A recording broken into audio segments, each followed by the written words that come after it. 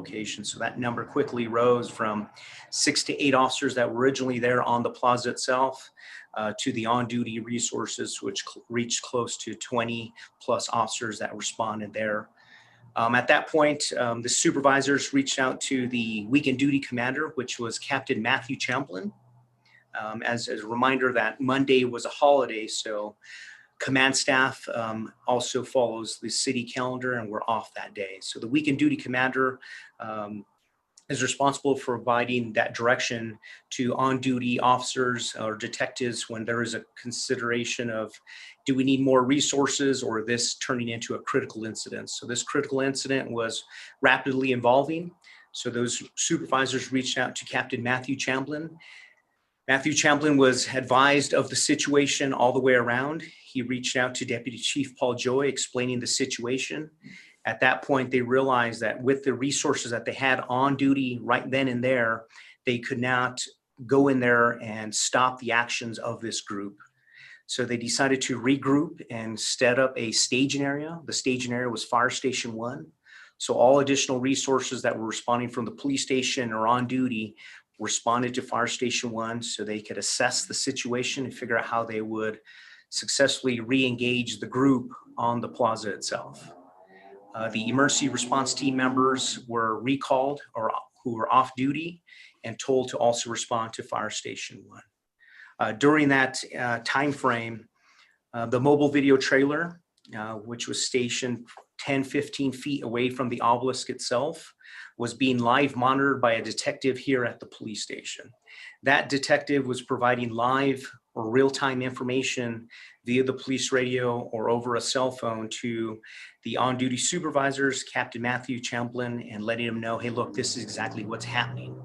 As I've iterated in the past, if there was someone being stomped on, there was physical groups, either pro or con, or groups going against each other and physically fighting with each other, our officers would have been redirected from the staging area directly to the plaza to stop any danger to someone's life.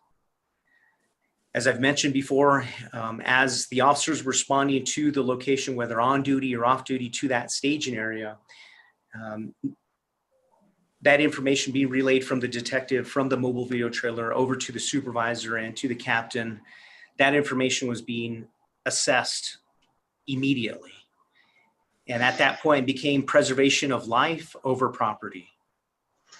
The pulling down of the obelisk joins a list of national monuments throughout the entire country that were either vandalized or pulled down. This was nothing new. The meaning of the obelisk has many meanings to different people throughout the city of Santa Fe. Our officers understood what the decision was made that day, and they've acknowledged what's happening since that day. I stand by that decision that was made that day, that it was preservation of life over property. As all other officers and off-duty resources responded to that staging area within that 45 to 55-minute time period, the damage was done. Those three portions of that spear or upper portion of the obelisk were pulled down. The agitators of that civil disturbance did not remain on scene at the plaza. By the time, like I said, that group left altogether, there was rumors that they may return. A small group of officers was redeployed to the plaza to assess the situation and give that calming effect to the plaza itself. The other responding officers, detectives, and resources responded to Fire Station 1 to include sheriff's deputies. Contact was made with the New Mexico State Police, and their resources responded over to the state capitol building and were on standby to assist us if the group or any other groups would respond back to the plaza and continue with further damage or threat to life, or if there was going to be potential of other damage to any of the local shops in the downtown area. And then throughout that afternoon, that's when coordination again with Director Regina Wheeler and her crew to come back in and remove the portions of the obelisk that were damaged and taken down, were securely and safely pulled from the surrounding area of the obelisk and secured. And like I said, the obelisk itself was secured. Officers continue to respond to Fire Station 1. Officers were rotated in and out of the plaza itself. emergency response team members or officers in riot gear responded to the location to secure the location even further. And then later on throughout the afternoon, those emergency response team members were pulled back as no responding groups or members of the public responded back any further from that original group, or any other counter groups never responded back. And then that's when we continued on with our overall marked police presence, or regular officers in regular uniform. Throughout the rest of the week, we continued with that security. And then it was not closer till about Thursday when the remaining portions of the obelisk were enclosed, boxed off. Cement board was also placed on the obelisk itself. And like I said, with that information, no further officers were injured. No civilians were injured. We did not go in there and deploy tear gas, pepper spray people, shoot people with beanbag rounds, deploy stinger grenades or pepper ball guns. And this situation was resolved. I understand in the feelings and sentiment of the citizens of Santa Fe and the way it looks, but people need to understand that no further lives or people's lives were injured. No officers were further injured. And I'm glad to say that no officers were injured any further than from what it was. And secondly, no bystanders, no tourists, no citizens, no children, no elderly were injured any further. And with that information, Mr. Chair, between myself and the deputy chiefs and the captains, we stand for any further questions you all may have. Thank you, Chief. Let's start with Christine. Did you have a question or? I actually just wanted, sorry, I apologize to interrupt. I wanted to make a quick announcement. Apparently the link was expired on the agenda, or people were having trouble accessing it. So we have published it to YouTube for accessibility, just so that everyone knows it is now streaming live on YouTube. And I've let anyone know that's contacted me, they can watch the meeting from there. So I just wanted to let you know, because it wasn't when we started. But during Chief Padilla's presentation, we went ahead and published it so that anyone wanting to join could do so. Thank you, Christine. Sure. Sorry about that. Sorry for the interruption, Counselor. No worries. Thank you, Chief Padilla, for the presentation. Since Dr. Owen Lewis and Mr. Arellano have to leave early, let's start with Dr. Owen Lewis. If you have any questions or comments. What have you since found out about this group that was on the plaza at this time? I mean, it seemed like an incredibly sizable group. It acted in a way that you did not predict, perhaps due to the failure of the construction being completed in a timely manner. So I wanted to know more about this group. And have you found out any more that you can share with us, what organizations they belong to and who they thought they were representing? Because I have seen letters to the editor from various tribal chairmen from our pueblos, you know, who were very dismayed about this action and saying they were never contacted and certainly wouldn't have behaved in such a manner. Mr. Chair, Dr. Lewis, there's some great questions. Some of them I'll answer, some I'll defer over to Deputy Chief Joy or Captain Anthony Tapia. But like I said, this was an unplanned protest.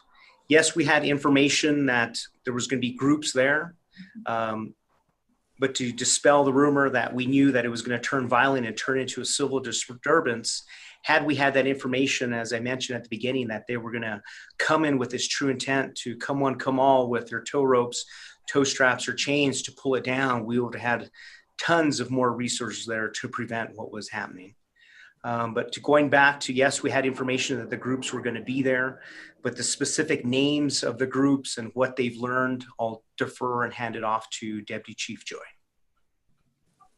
Mr. Chair, Dr. Lewis, as the chief stated before, this is still an active investigation. As I'm sure everyone is aware, 2 individuals have been charged as of yesterday. We are still moving forward. I'm not comfortable discussing specific names and groups and kind of the other things that we're working on. As we can provide that information, we'll be able to provide it.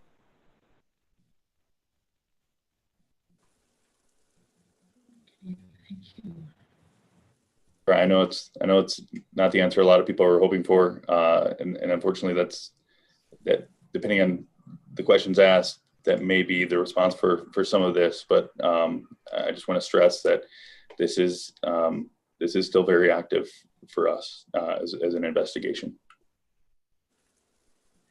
If I can ask just one other question, since we have other monuments in this city that could be potentially vulnerable, what steps do you propose to be taken to address this situation? And that's for anybody who would like to answer the question. Mr. Chair, Dr. Lewis, we do have that list of statues and monuments throughout the entire city of Santa Fe. We have shared them with our staff. We have identified which ones are possibly obtain a higher profile. So we've conducted close patrols. We've deployed even a mobile video trailer up to the Cross of the Martyrs. So it's been there for several weeks now, just to prevent and deter some of any further vandalism or graffiti. But we encourage the public, if they see anything out there of suspicious devices or graffiti, to definitely report to the police department or the graffiti hotline, and encourage anyone else, obviously, if they have any concerns or they see any groups that they may be part of via social media, to definitely share that information with the police department. Thank you.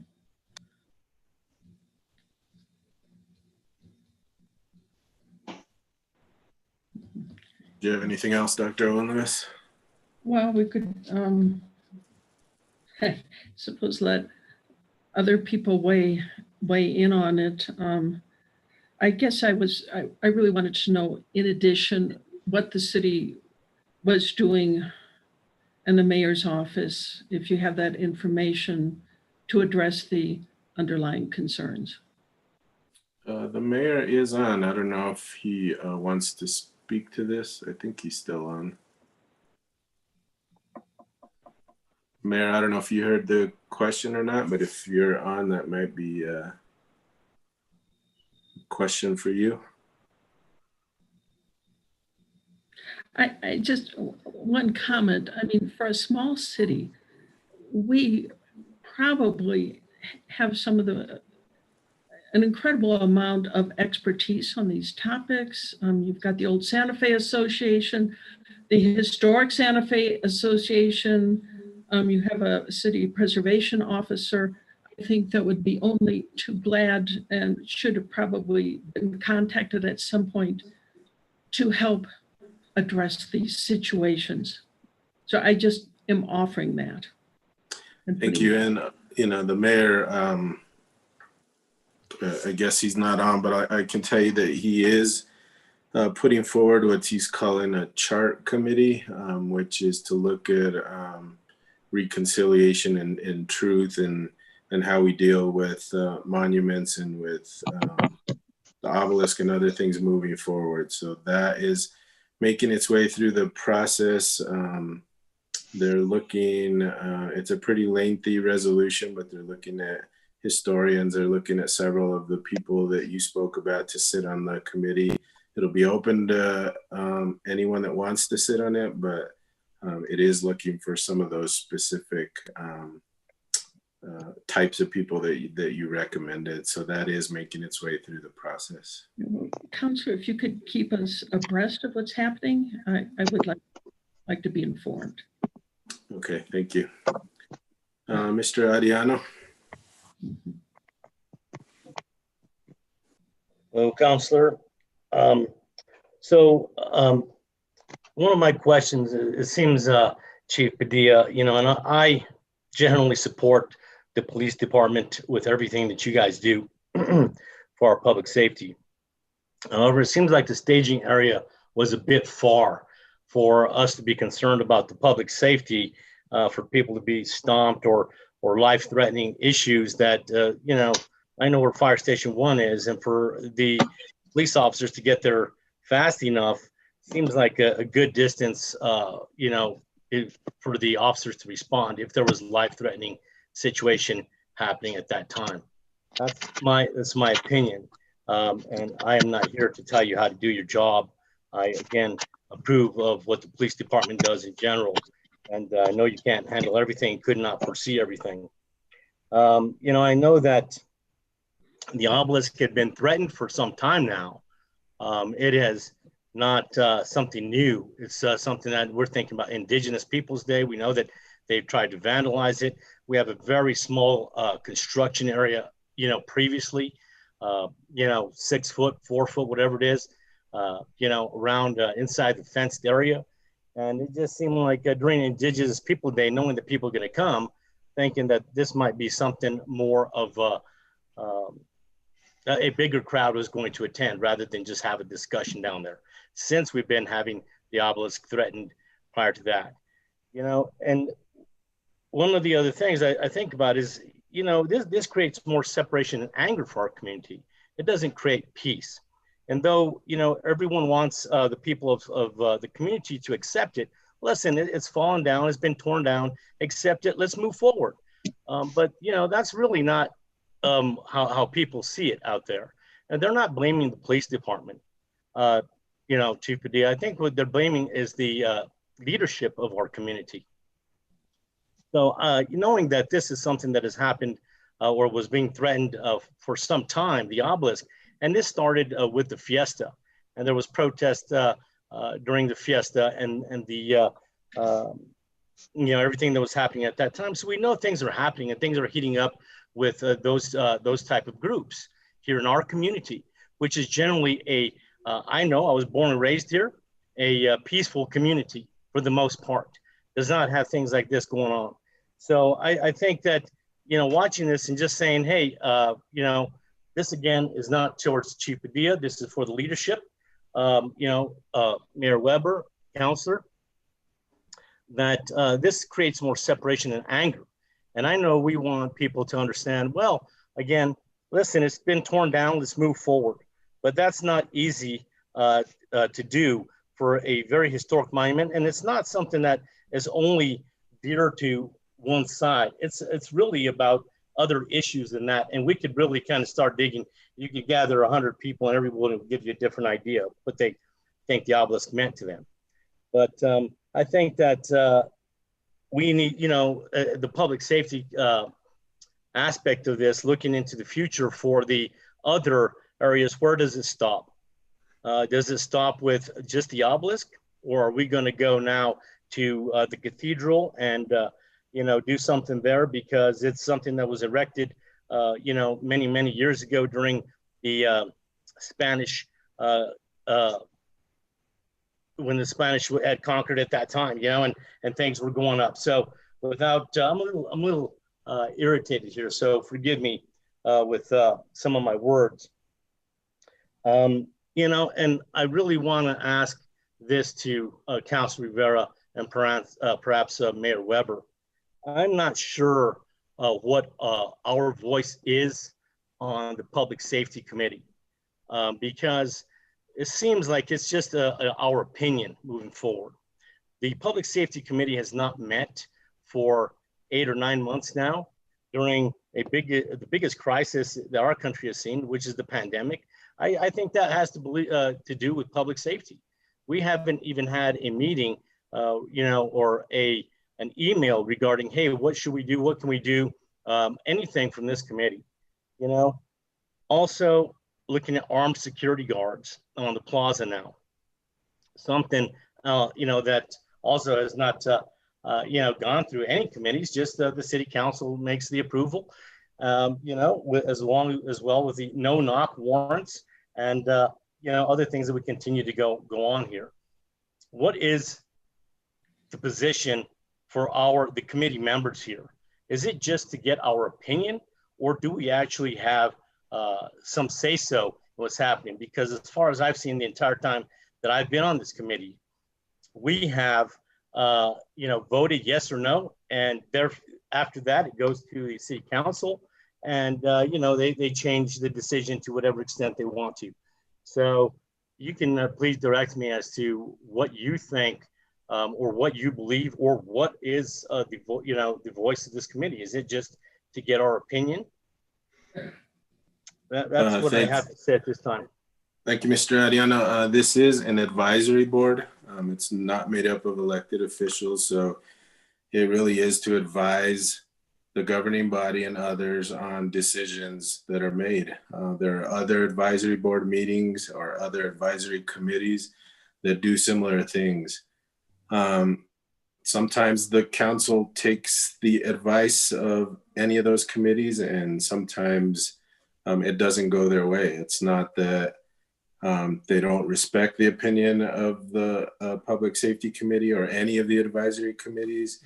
It's that there are many other things to factor in besides what one committee's advice might be. There are many committees that may factor in or weigh into a decision that's made. So, but that's the way the resolution set it up, as an advisory board. And again, since there are no, besides myself, no other elected officials on the committee, unfortunately, I believe that's the way it has to be.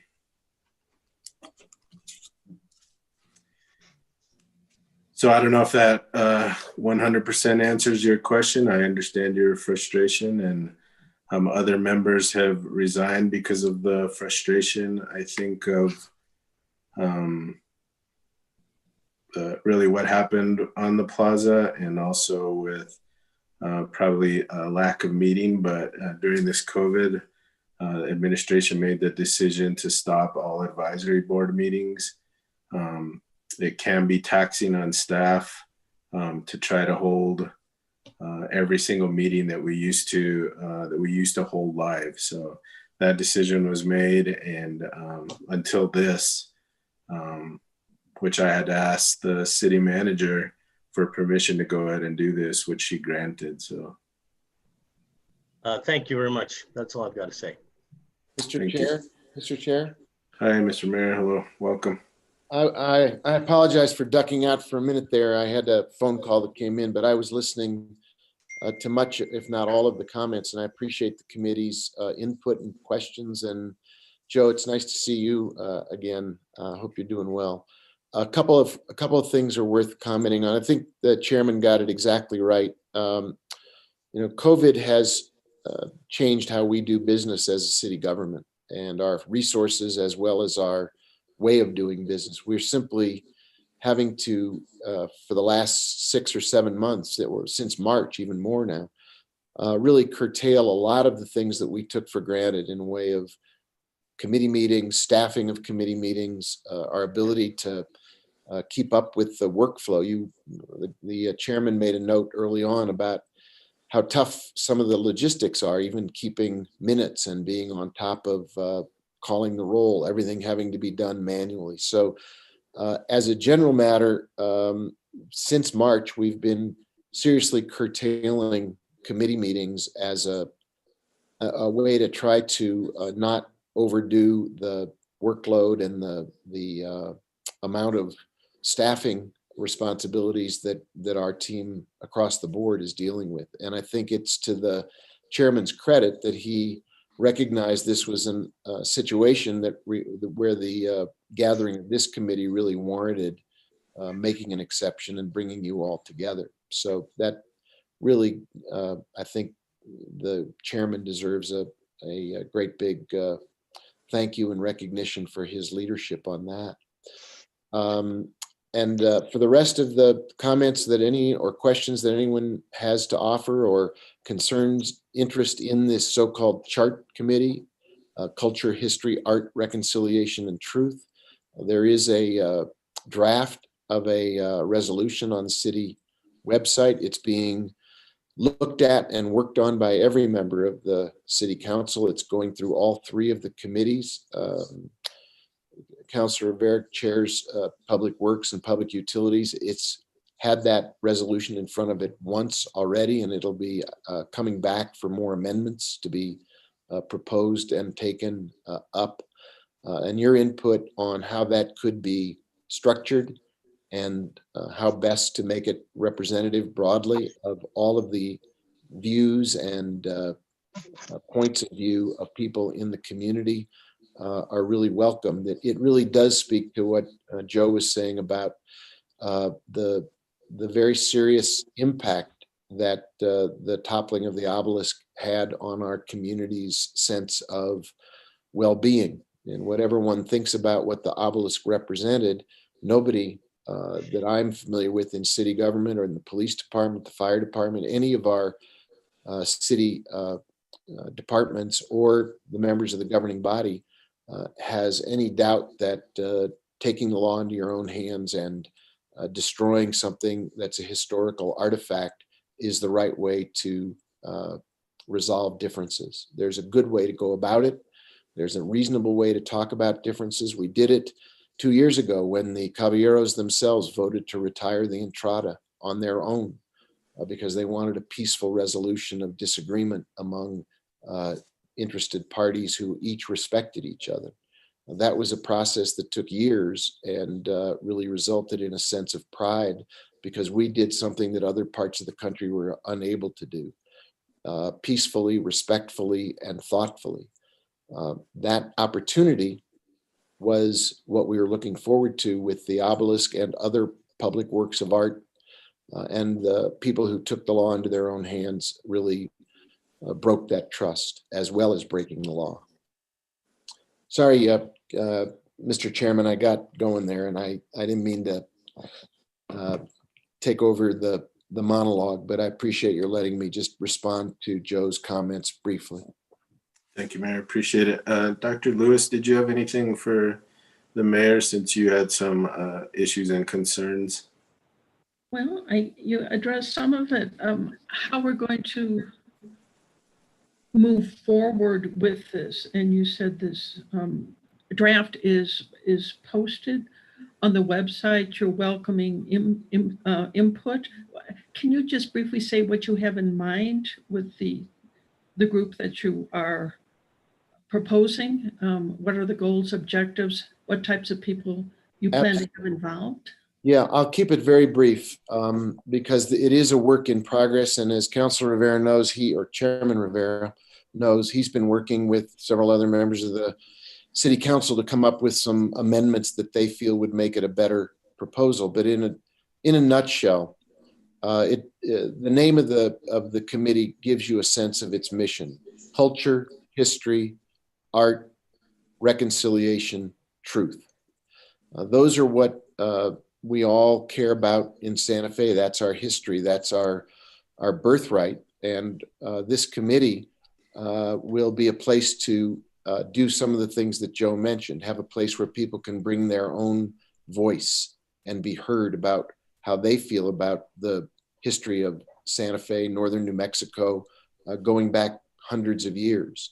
So the first thing I would imagine this committee would want to do, in my draft resolution, is a lot of public engagement, community engagement, and deep listening, so that everybody has a chance to articulate their feelings, their pride in our community, their pain at the obelisk being taken down. Or for some people, I get emails saying the obelisk the City Council voted in the 1970s to do away with the obelisk. That would have been a better way to do it, and we wouldn't be here today if the council had done it in the 70s. So there are many different points of view across our community, and everybody deserves respect, dignity, and a chance to be heard. The second piece of work in my resolution involves very much the statues, the monuments, the remembrances that we have in our community, and the ones we don't have, but that we might want to have going forward. Most of the statues and monuments in Santa Fe are involve war. They involve winning battles or conquering. We don't have enough monuments that are about shared values, about the spirit of the place, about the way people have lived together for hundreds of years in peace, as Joe said. Those aren't really represented at the moment. And so there's another task to look at the monuments we do have and the monuments we want, and to provide guidelines for how to do work around those public works. And the third very much goes to the issue of our history. I'm a huge fan of New Mexico history. If you ever look in the mayor's office, you'll see about a dozen books of history about Santa Fe and northern New Mexico, including some of Don Diego de Vargas's own journals that I've bought and read, as well as books about the Pueblo Uprising of 1680. But what we really don't have, and what is at dispute in too many places, is an agreed upon narrative of our history. What do we all agree took place in the past? And how do we respect everybody's version, everybody's idea about what our history represents? That's something this group can work on. As I've proposed it, there would be 2 people on this committee who have skills as historians and could provide that kind of historical background. At the University of New Mexico, we've got great historians. We have a terrific local historian who's written the book of Kit Carson in Blood and Thunder. So there's a lot of very wise and experienced people who could help speak to issues of history and guide us toward a respectful understanding of and facts about our history. So those are the 3 tasks in this proposed committee. A lot of debate is going on, and Councilor Rivera is one of the key people in helping to guide it about how to structure the committee so it has a diverse and well-represented group of people that will be trusted and believed in by our community. And that work is where the council is bringing their guidance to bear. And that will lead to a resolution that I'm hoping in the very near future will be passed. And then the selection process of committee members can take place and the work can begin. Thank you. I just one other comment on what you just said. I really appreciate your focus on the history. I mean, I sit on the boards for the Historic Santa Fe Foundation. I'm vice president of the New Mexico Historical Society. I've published books on history. This portion is so often lacking that people don't really understand our history. I appreciate that, Mayor. Thank you. I believe in history profoundly. My father was the president of the Missouri State Historical Society before he passed away. And I inherited his DNA and his love of history as a great resource for learning. And so you and I are very much in the same, cut from the same cloth. Thank you, Mayor. Mr. Ariano, I know you're pressed for time, so if you have anything else or any questions for the mayor while you're still with us.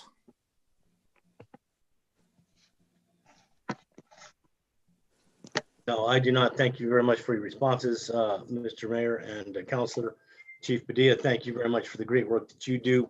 Much appreciated.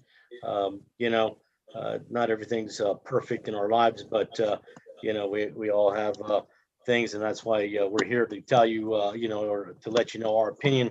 Apparently, as we're an advisory board, thank you for clarifying that. Moving forward for myself is very important. So that's all I have to say. I must go now, but again, thank you all very much for your time that you put into our community. Thank you, Mr. Ariano. Appreciate it. Let's go on to the rest of the committee. Is anybody ready to ask questions or make comments? That's hard. Okay, Mr. Harris, I see you with your hand up. I just want to say that when the thing happened in Albuquerque and the mayor and the police called them back and they hid behind the police station, I was totally hacked off. And it appears the same thing happens here in Santa Fe. I couldn't believe it, how this happens. I know our police can handle most things. My question about the people being hurt, I just wonder about if somebody got killed out there doing that stuff and you guys are all down at the fire station standing by, how are you going to feel then? It just seems like we get 2 or 3 people together and they can come out and do anything they want to. The governor wants everybody to wear masks. You do a protest, you don't need a mask. I don't know. Do you guys have lapel cameras on your uniforms? And can you identify the people that were involved in this? I want to see some action on this. I want to see something happen for doing private property. I run a stop sign, could be hauled in. Have a drink, I could be hauled in. Go down and tear up half the town? Nah, let them go. I say if you've got the cameras and you can identify these people, and I know you may be working on some of it, is do it. Do it and let us know, the population know that they can't do this kind of thing. We can do like the mayor says, we can do it peacefully. We can do it by resolution, but we're not going to do it by burning down the town and tearing up windows and stuff like that. And the police can stop that. If you know who's doing this, get them. I'm all for it. Doing a good job, Padilla. Thank you. Thank you, Mr. Harris. Let's go to Mr. Joyce. Thank you, Mr. Chairman. I have some observations based on what the chief said, and also what I've learned from others, that the monument actually was vandalized a total of 3 times, including the dropping. Is that correct? Mr. Chair, Member Joyce, you're talking about the prior incidents leading up to October 12th? That is correct. Yeah, that prior to that October 12th, yes, there was some vandalism to it when people protested. And then I guess you're talking about the graffiti or the red handprints that were placed on the obelisk? Yeah, that's correct. And I believe there was some chipping away of the placards on it. The chipping away, I believe there was some that day, and then the other chippings happened several weeks before. Well, my concern really is I don't know how many times they have to warn you before something's going to happen. If it's 2 times, first time, shame on them. Second time, shame on me. I don't even know who to blame for the 3rd time. But in addition to that, DPW, or Public Works, I call them DPW for where I come from, didn't seem to have a sufficient game plan in place, because if they were just beginning to raise the protection around the statue to prevent it being taken down, they certainly had enough warning around the rest of the country about what could eventually happen. And it doesn't appear that their plan that day really addressed that. There should have been barricades in the form of fencing or whatever to protect the workmen. I mean, I'm just backing this up with my several years of experience dealing with these kind of things on construction sites for almost 50 years. All right. There are ways to handle things, and then there are ways not to handle things. Plan your work, work your plan. That's one item. I guess the other one was how many, I think Dr. Lewis asked this and didn't actually get an answer, was how many individuals were involved in this group? Can you tell us? Mr. Chairman, Ms.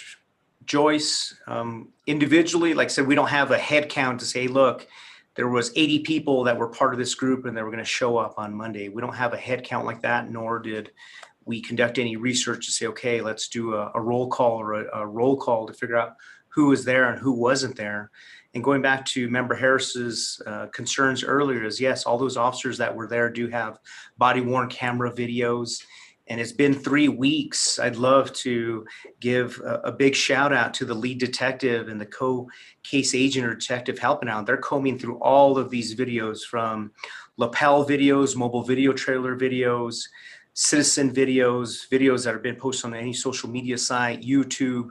They're combing through all of these videos, identifying everyone and anyone that we can. We've encouraged the public to come forward and said, hey, look, if you know that you participated in any of this, come forward and tell us since now. It goes a long way. Cooperation. Was it a moment of opportunity that you were just on the plaza having a beer, eating a taco, eating a Frito pie at the Five and Dime, and you saw what was going on, the commotion, and you said, hell with it, I want to take part in this, and you went and pulled down one or all three portions of the obelisk up top, please come forward and talk to us. But we are going through it. And like I said, yesterday, we formally charged 2 people that were responsible for the damage to the obelisk. We're continuing to move forward, possibly by the end of the day, if not tomorrow. Another 2 or 3 individuals will be facing the repercussions and those charges. And then again, by Friday, as we continue to conduct our interviews, we're going to interview more people today, tomorrow, and then more paperwork is going to be dropped off or filed with the court so they can face the ramifications moving forward. We would have all loved to have kicked in a door. And what I mean by that is going with the officers, detectives, kicking a door and arrest people for this situation. The way the court looks at it, it's a non-violent felony. So to obtain an arrest warrant and go pull someone over and arrest them, kick the door in, or go to a location, correct a surrounding call out and say, this is the police department, so-and-so, we know you're inside, we need you to come on out, we have an arrest warrant for you. We have to follow the rules of the court. So by following those rules, we gather all the information that's been provided to us through Crime Stoppers, through citizens reaching out to us and cooperating with us, and the detectives combing throughout the minutes and hours of that video. They're doing a stellar job of identifying the individuals that were responsible for coordinating it, for participating in the vandalism, fighting with the officers, resisting the officers, or people that just had that thought or moment of opportunity to pull down a portion of the obelisk, or they each had their own individual roles, and that's what they were going to do that day and say, okay, look, we're going to be responsible for distracting the police. We're going to be responsible for creating a mobile barricade or a body blockade. And you know what? These other 20, 30 people are going to be responsible for actually pulling it down once we had these tow straps or tow ropes in place. It was a coordinated effort all the way around. I don't think they just mobbed and shown up. And it's easy to sit back or stand back now and say, hey, look, the police department should have known that this was happening. Had we known about it, we would have definitely been there with tons of resources right there. And as I stated earlier, the officers that were there were quickly overran, outnumbered. They regrouped, reassessed, and stepped back in once it was appropriate to.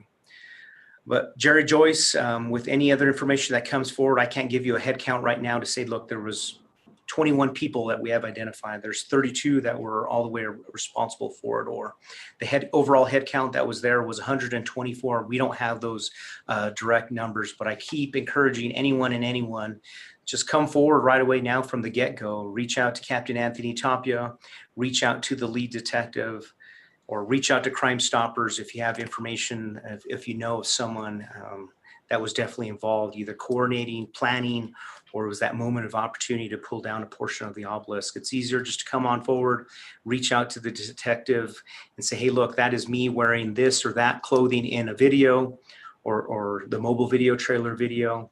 And this is what I did. It was a bonehead move. It was a stupid thing that I did. Or yes, I planned with a couple of my friends and we didn't think it was going to get to this level. We thought the police were going to stop us, or we knew we were going to be able to overwhelm the police and do what we did. But it would just go a lot easier if they just came forward, since now tell the detectives what they did, and it's only going to help them in the long run as they're identified and as they move forward through the criminal proceedings.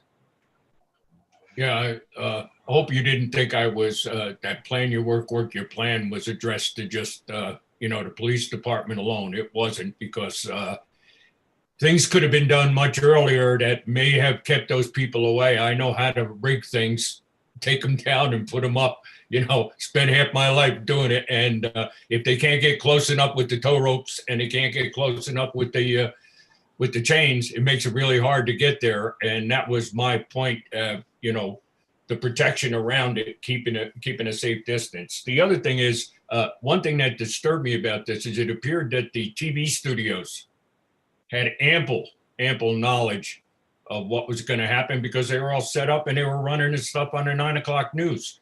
That sort of bothered me. Anybody know how that happened? Sure, Mr. Joyce. Yes, like I said, in a perfect world, perfect storm, as I mentioned earlier, as if it first gave the overview, is Had that construction been completed by 9 in the morning, we probably wouldn't even be talking about it today.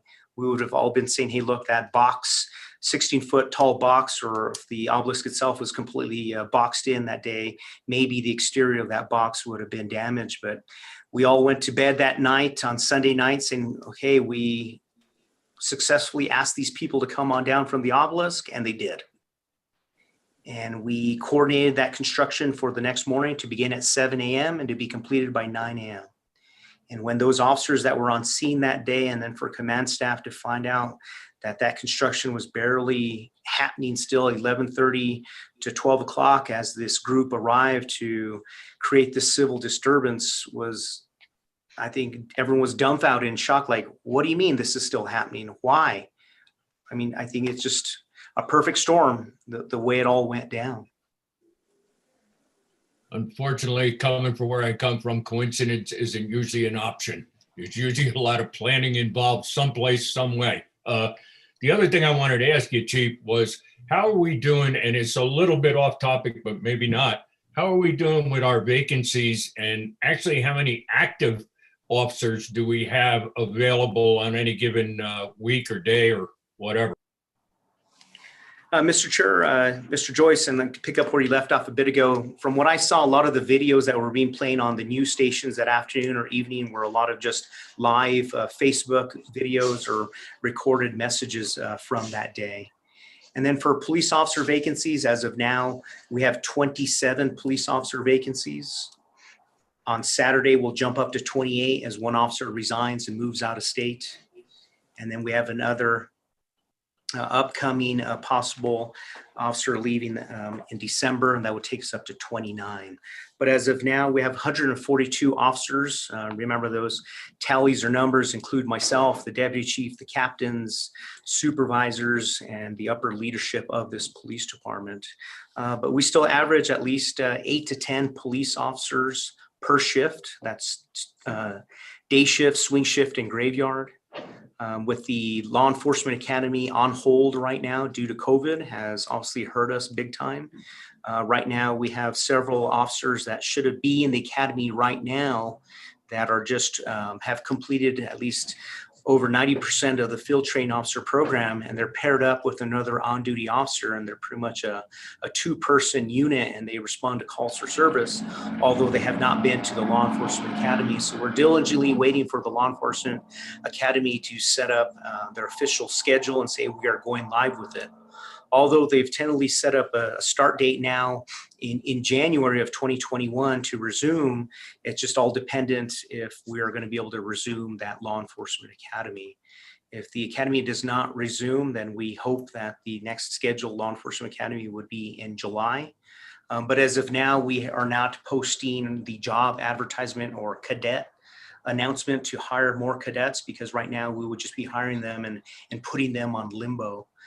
We are still have the job announcement out there, or job advertisement for police laterals. Those are certified officers, either in state or out of state, to come our way and join the law enforcement family here with the Santa Fe Police Department. We recently hired a good handful of officers from the Santa Fe County Sheriff's Department, and they were a quick fix. And after about a month of on-the-job training, they're released all on their own. So that is the quickest fix right now. Thank you, Chief. You're welcome. All right, Mr. Tapke. Yes, sir. Thank you, Mr. Chairman. I don't have any questions specifically about the Plaza event. I do have some, I do have a couple of sort of higher level questions. I don't know if we're through with the Plaza event, or if you want me to proceed with those or what. If they don't have to do with the obelisk discussion, then we can take them from matters from the committee, unless. Well, it does, but at a higher level, not about the specific event. All right, why don't you go ahead and we'll. Okay, I have the same question for both the police and fire departments. I'm going to start with the fire department because I don't want Chief Babcock to feel left out, and also because it might be a little bit easier for him to answer this series of questions than Chief Padilla. So, Chief, you with us still? I am, sir. Okay. Does the Santa Fe Fire Department have a formal mutual aid plan? And I don't mean a legal agreement. I mean a mutual aid plan. If you need me to kind of flesh out what I mean by that, I will. Mr. Chair, Committee Member Tapke, I do need you to flesh out a little bit more. That's kind Okay. of a broad question. I'm assuming you hear all the time on national news. You hear about for major events in other cities. You hear about alarm levels. Sometimes they're referred to as box alarms. Sometimes you just hear it a second alarm or fifth alarm or whatever it is. Those are formal plans where the on-scene commander or the in some cases the chief of the fire department says that an event is going to be raised to a specific level, and that has a specific number of resources that respond, in addition to the initial resources that respond to those events. So just to give you an example, let's take a fire example. You got a big fire and the on-scene incident commander wants to raise that to the second level or third level. Say the second level would bring 3 more engines, a ladder truck, and a squad company. Does the city of Santa Fe Fire Department have anything like that? Mr. Chair, Member Committee Tapke, yes, we do. So it depends on the call type. As you stated, where it's call it a first alarm commercial structure fire, first alarm residential structure fire, mass casualty incident, an airplane crash of a regional jet to a Cessna private jet. We have a emergency response plan for these different type of emergency events. We also include for major big events, the Indian market, where the population of the city increases, the Zozobre event, where that population in that park jumps to 60,000 attendees. We have plans for events as they increase, as well as different types of emergency response that the fire department responds to. Okay, do those plans include mutual aid from resources outside the city of Santa Fe Fire Department? Mr. Jared, Committee Member Techie, that is correct. So if I went to a third alarm in a commercial structure fire, the city of Santa Fe only has 3 aerial apparatus. So we would get mutual aid of an aerial response from the county agency, whether it be the closest unit from that region, whether it be El Dorado, Hondo, La Cienega, Tesuque. It depends on the location of the emergency response. We have a mutual aid agreement to back us up, or not only to respond to that emergency, but to also provide coverage for the city because our resources are taxed. Okay, is that formal plan written so that, say, for example, a third alarm commercial structure fire on the city's south side, where I'm thinking La Cienega has the closest ladder truck? Is that written down somewhere? La Cienega supplies a ladder truck, and 2 more engines come from La Cienega and Agua Fria. Is that specifically written out, or you just call dispatch and say, give La Cienega a call and tell them to send their ladder?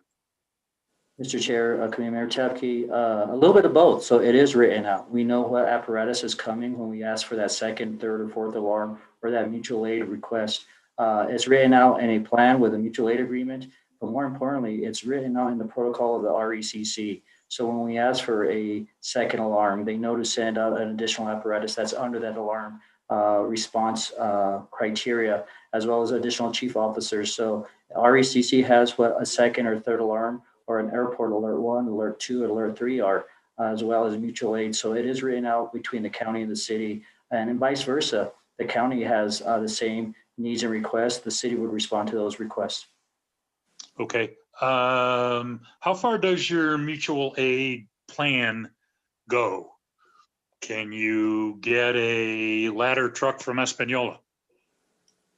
Mr. Chair, Committee Member Tapke, we have a mutual aid agreement all the way to Albuquerque, Socorro. So if there's a mass need, as far as like even a strike team, for example, a Wildland fire, and we needed a strike team of engines or brush trucks, whether it be type 3 or type 6 type of apparatus. We have these mutual aid agreements with the agencies surrounding us, so we could either gain assistance or offer assistance.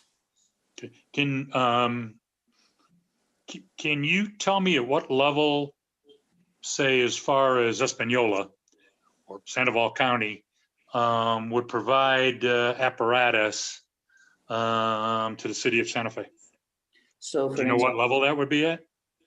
Mr. Chair, Member Committee Tapke, it's not really marked as a level. It's as the mutual aid request is coming into the RECC. The RECC would send it out immediately by the type of response, like I reference as a alert 1, alert 2, or alert 3 at the airport. As far as even if just getting the permission from the on-shift battalion chief, who's the shift commander, when a outside agency is requesting assistance, they just get the permission from the battalion chief, and the battalion chief either approves or does not approve the request. The only time that we would not approve the request if the city is taxed, if we don't have any services to provide coverage to our own city residents. Do you have, is the formal plan you referenced, does it provide resources at any level outside Santa Fe County? Again, Espanola, Sandoval County, where they would provide resources to you, or is that just a phone call from RECC? Mr. Chair, Committee Member Tapke, it could be a phone call to the RECC, as well as we have a committee that I belong a part of. It's called Metro Chiefs. It's all the fire chiefs around the surrounding area: Las Cruces, Farmington, Los Alamos, Santa Fe City, Santa Fe County, all the major fire departments that have a career paid 24/7 coverage. So it's just a phone call if any of our departments need assistance to respond. Okay, but no real formal plan outside Santa Fe County? Mr. Chair, Member Committee Tapke, that is correct. Okay. Has that ever been considered? A formal plan that would take you out to, I don't know, a major fire in downtown Santa Fe where you might need resources from as far away as, I don't know, Albuquerque?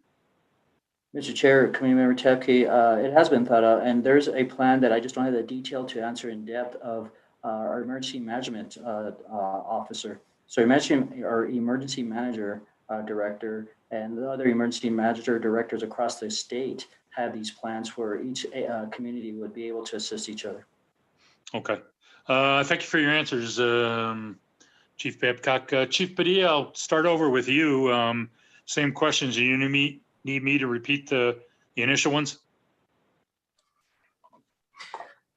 Mr. Chair, Member Tapke, no, there's no need to repeat the question. In our policy, it does talk about mutual aid requests from other departments. So that would be if there's a major incident similar to the obelisk, we simply reach out to state police, the sheriff's department, any other law enforcement agency that's in the area for assistance. And if they're able to assist us, they assist us.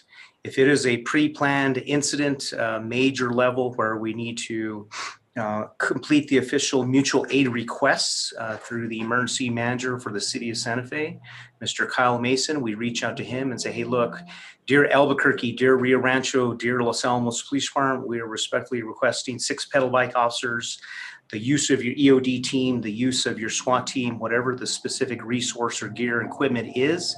We would go through Mr. Mason, file that paperwork and approve of it if it is a pre-planned event. But if it is a critical incident like the obelisk or any other incident regarding a barricaded individual, a crime scene that meets our capabilities here within the police department, we need assistance from the state police or the sheriff's department to help us process a crime scene, or knock on wood, hopefully that don't jinx us, if we were to have a major fatal crash at 3 a.m. tonight, our fatal team would be responsible for handling that situation.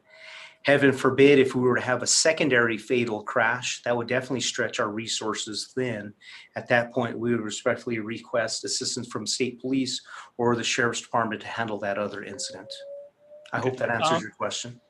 Not completely, but let me, so for an event that it was apparently somewhat spontaneous, that the plaza event. When you call and ask for help from state police and county, which is, I'm assuming your initial call, you have no guarantee that they're going to send, I mean, maybe state police can send you 5 officers right away. Maybe they can only send you 1. I'm guessing the same is true with the county. Maybe they can send you 5, 8, 10 officers. Maybe they can only send you 2. You don't have a way, a formal plan that says, I need 10 additional officers right now. So that requires a second level, I know you don't call them box alarms, but second alarm level, I need 10 officers right now. You don't have any formal way of knowing how to get those 10. Is that fair? Mr. Chair, Member Tapke, yeah, there's no way we could guarantee those resources. That would make sure or ensure that every department, whether local, state, or federal, would have to have some surplus or have an emergency standby of officers to respond to something like that. Whatever paperwork documents you're referencing, whether it's FEMA or what, I think this conversation should be shared offline and we could have a different meeting to talk about that. It sounds like you got some great ideas, but for me to call up the sheriff right now or have a captain or deputy chief call him up right now and say, hey, look, hey, remember that document or agreement that we all agreed to? Just use an example that we all signed off on October 31st, 2020. You guaranteed if I raised it to this box alarm or raid alert 2, that you guarantee that you're going to provide me 10 deputies. And then all of a sudden he says, okay, those 10 deputies are all the resources I had on duty at one time. Now, what about the county? I understand what you're trying to go for, but in my opinion, it seems unrealistic at this time. There are, well, I guess I do think it's something worth exploring, yes. But I was just asking you if you had something like that already in place, and I think your answer is no. There are places around the country that that do have those plans where you can call, or the fire department can call, a certain level of response and have that response guaranteed. Yes, it puts a burden on your neighboring communities, but if the city of Santa Fe, if you had a major riot in the city of Santa Fe, it would seem that as the chief executive, you'd want to be able to know that if you needed 30 officers from somewhere, that you had a plan in place where you're going to get those 30 officers, I think. Mr. Chair, Member Tapke, I understand your point there. I take it into consideration, but there's other needs for those other communities or departments or throughout the whole state. And what we got to differentiate between is it a planned protest or an unplanned? If it is a planned protest, yes, we will definitely plan here internally, reach out to our local partners as we've been doing even with state police. If there's something planned over at the Capitol itself, up at the governor's mansion and any other state property, and we all have the same information of a planned protest or gathering or a rally, whether people walking on foot or meeting at a location to get their voice heard, then at that point we coordinate with them, as we've done with all these protest demonstrations and rallies leading up to the Obelisk civil disturbance. State police has generally given the fair amount of officers to be on standby to protect their property, which is the state capitol over the governor's mansion. So we have coordinated that with them. But getting back to your original point, yes, I believe in a perfect world, I think that would be great, but we have to acknowledge what are the needs of those other communities and departments happening at the same time. So right now, as an example, if something were to be planned right now for this weekend, a possible election result for the presidency, if there was wind that something was going to happen over at the state capitol building or the plaza itself this noon, and it's this organization, they're calling it's a statewide organization. Something's happening in Las Cruces, something's happening in Taos, something's happening in Alamogordo, something's happening in Albuquerque, something's happening in Rio Rancho, something's happening in Espanola, something is happening here. Those resources are going to be spread thin throughout the entire state. And if that's something that's planned for, and we got to rely off the information that we have, that's open source information. Is it a planned event? Yes. What are they saying they're going to do? They are saying this is a peaceful demonstration, come one, come all. Let's get there, and we're going to stand outside the state capitol building thinking that the governor is inside the state capitol building, and we're going to scream and shout, and we want her to stop this or stop that, or to ease the restrictions on tourism or hotel, or let's increase indoor dining once again, or no more face coverings. And then at that point, okay, that's what it is. We're going to have officers with our department, that department, assess these situations. Our department, although it is a medium-sized department, we don't have the luxury of full-time emergency response team members, EOD members, SWAT team members, just to have everyone on standby all the time. If we definitely have information or intelligence that it is going to be a civil disturbance and people are going to come armed with rocks or Molotov cocktails or anything else to cause damage or fight someone else or break into a building, or we're going to walk up and down West San Francisco Street and destroy all the windows on the plaza shops that are down there, that's a different situation. If we know of that information ahead of time, we're definitely going to reach out to all of those local resources and county resources, and they are readily going to be able to step up and help us out.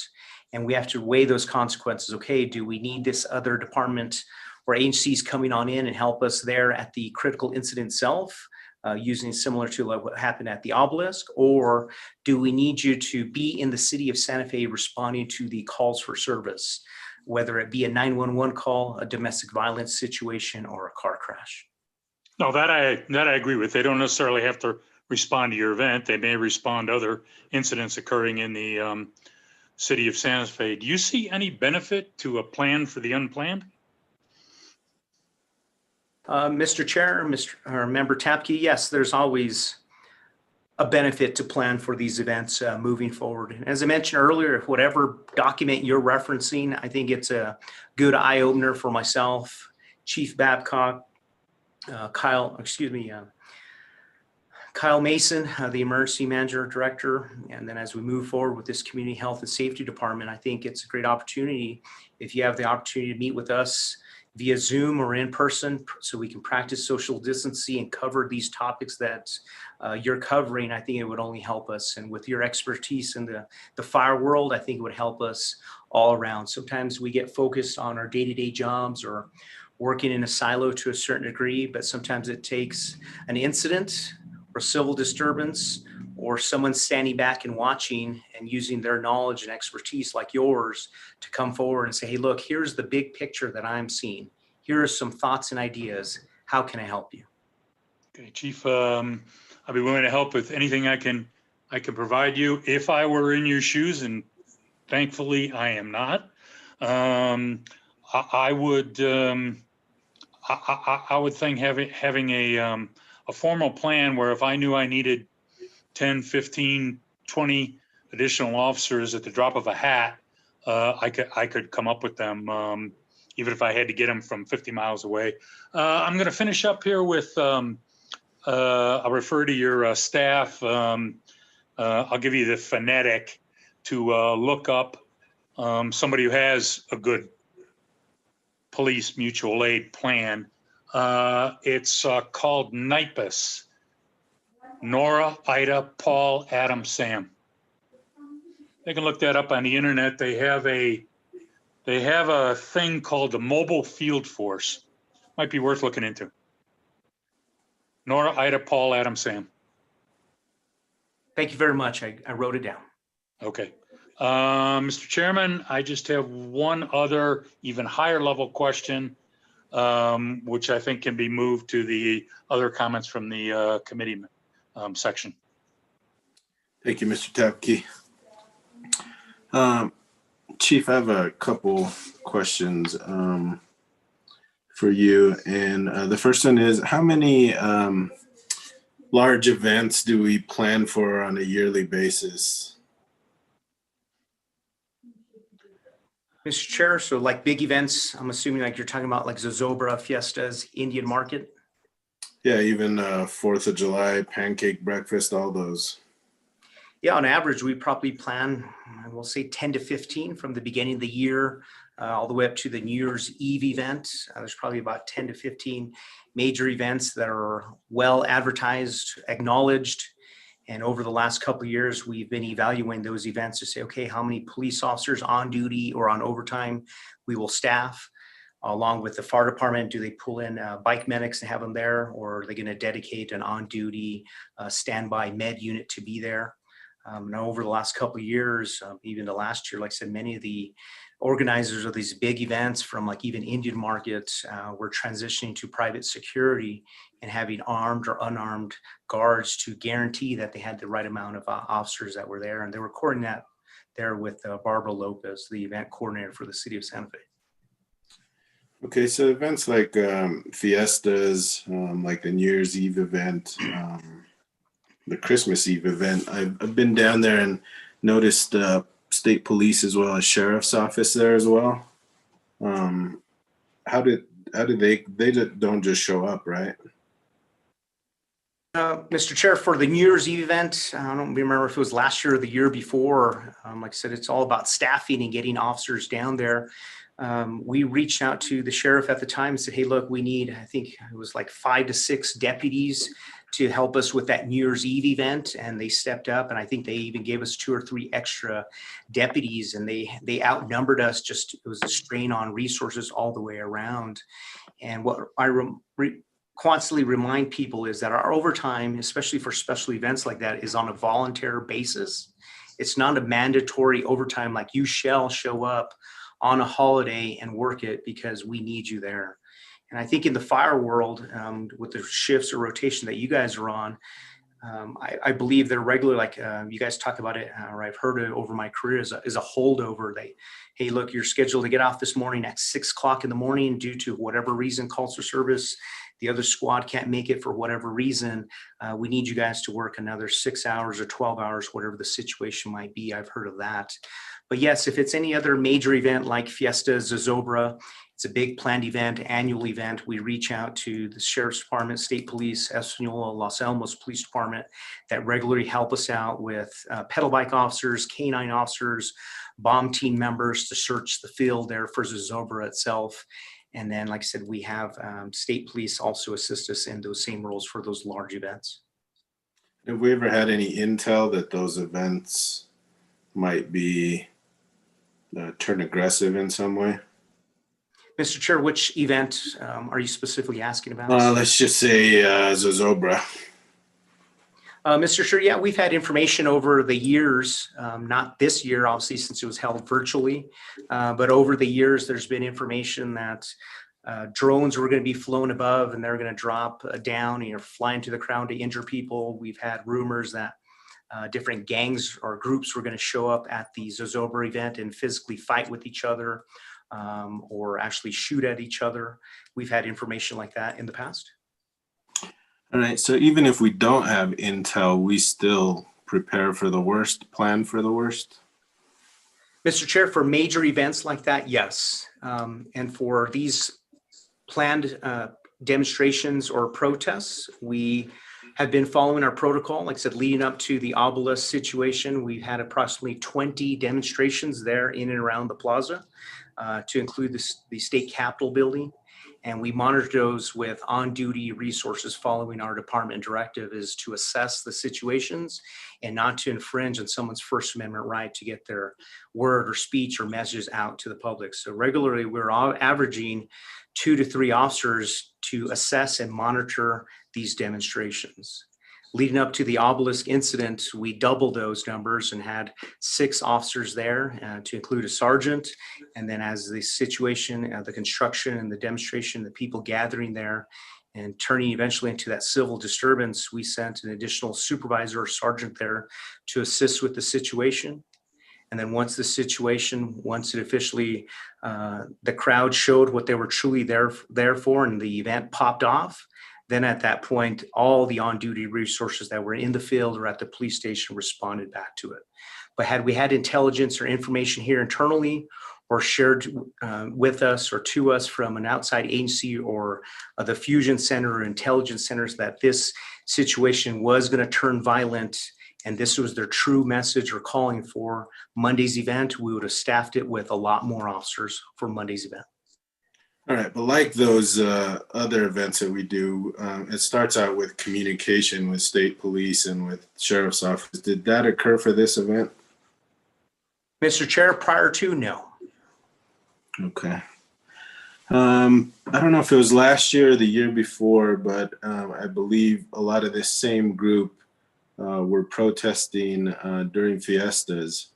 And at that time, Mayor Gonzalez, I believe, they had a specific area where they were allowed to protest, where they wouldn't injure people and they wouldn't destroy property at all. Did we ever think about that in this situation? Mr. Chair, going back to that incident with Red Nation, they labeled that area as a free speech zone. Since then, working with that group and all the local groups as well, to include Mayor Weber, as he initially came on in, and we've gone away from those free speech zones altogether. We no longer consider that and like, hey, let's create this section or a corral, 10 feet by 10 feet section. And dear members of the public, we are going to corral you or link you down to this certain location only, and you can only get your word out here. We've gone away from that free speech zones many, many years ago. Okay, well, it couldn't have been that long, maybe 3 years ago, 4 years ago. Is that what you mean by many, many years? Yes. Okay. So looking at your timeline that you sent out, you said there was no intel or no really belief to call in more people or to ask for assistance. But on 1010, the second bullet point, there's a report of criminal damage in progress. The next bullet report is a report of 2 individuals chained to the obelisk, which we know. Did that, or would those 2 events alone lead you to think that maybe this might get a little crazier as it goes on? Mr. Chair, that's a great question. Like I said, the individuals that chained themselves to the obelisk that day, and those are the group or same individuals and their assistants or campers, as I was calling them. Those are the same group or members that we asked to leave the plaza that Sunday night. In a perfect world, it's easy to sit back now and Monday morning quarterback and say, hey, we should have done this, we should have done that, we should have known better.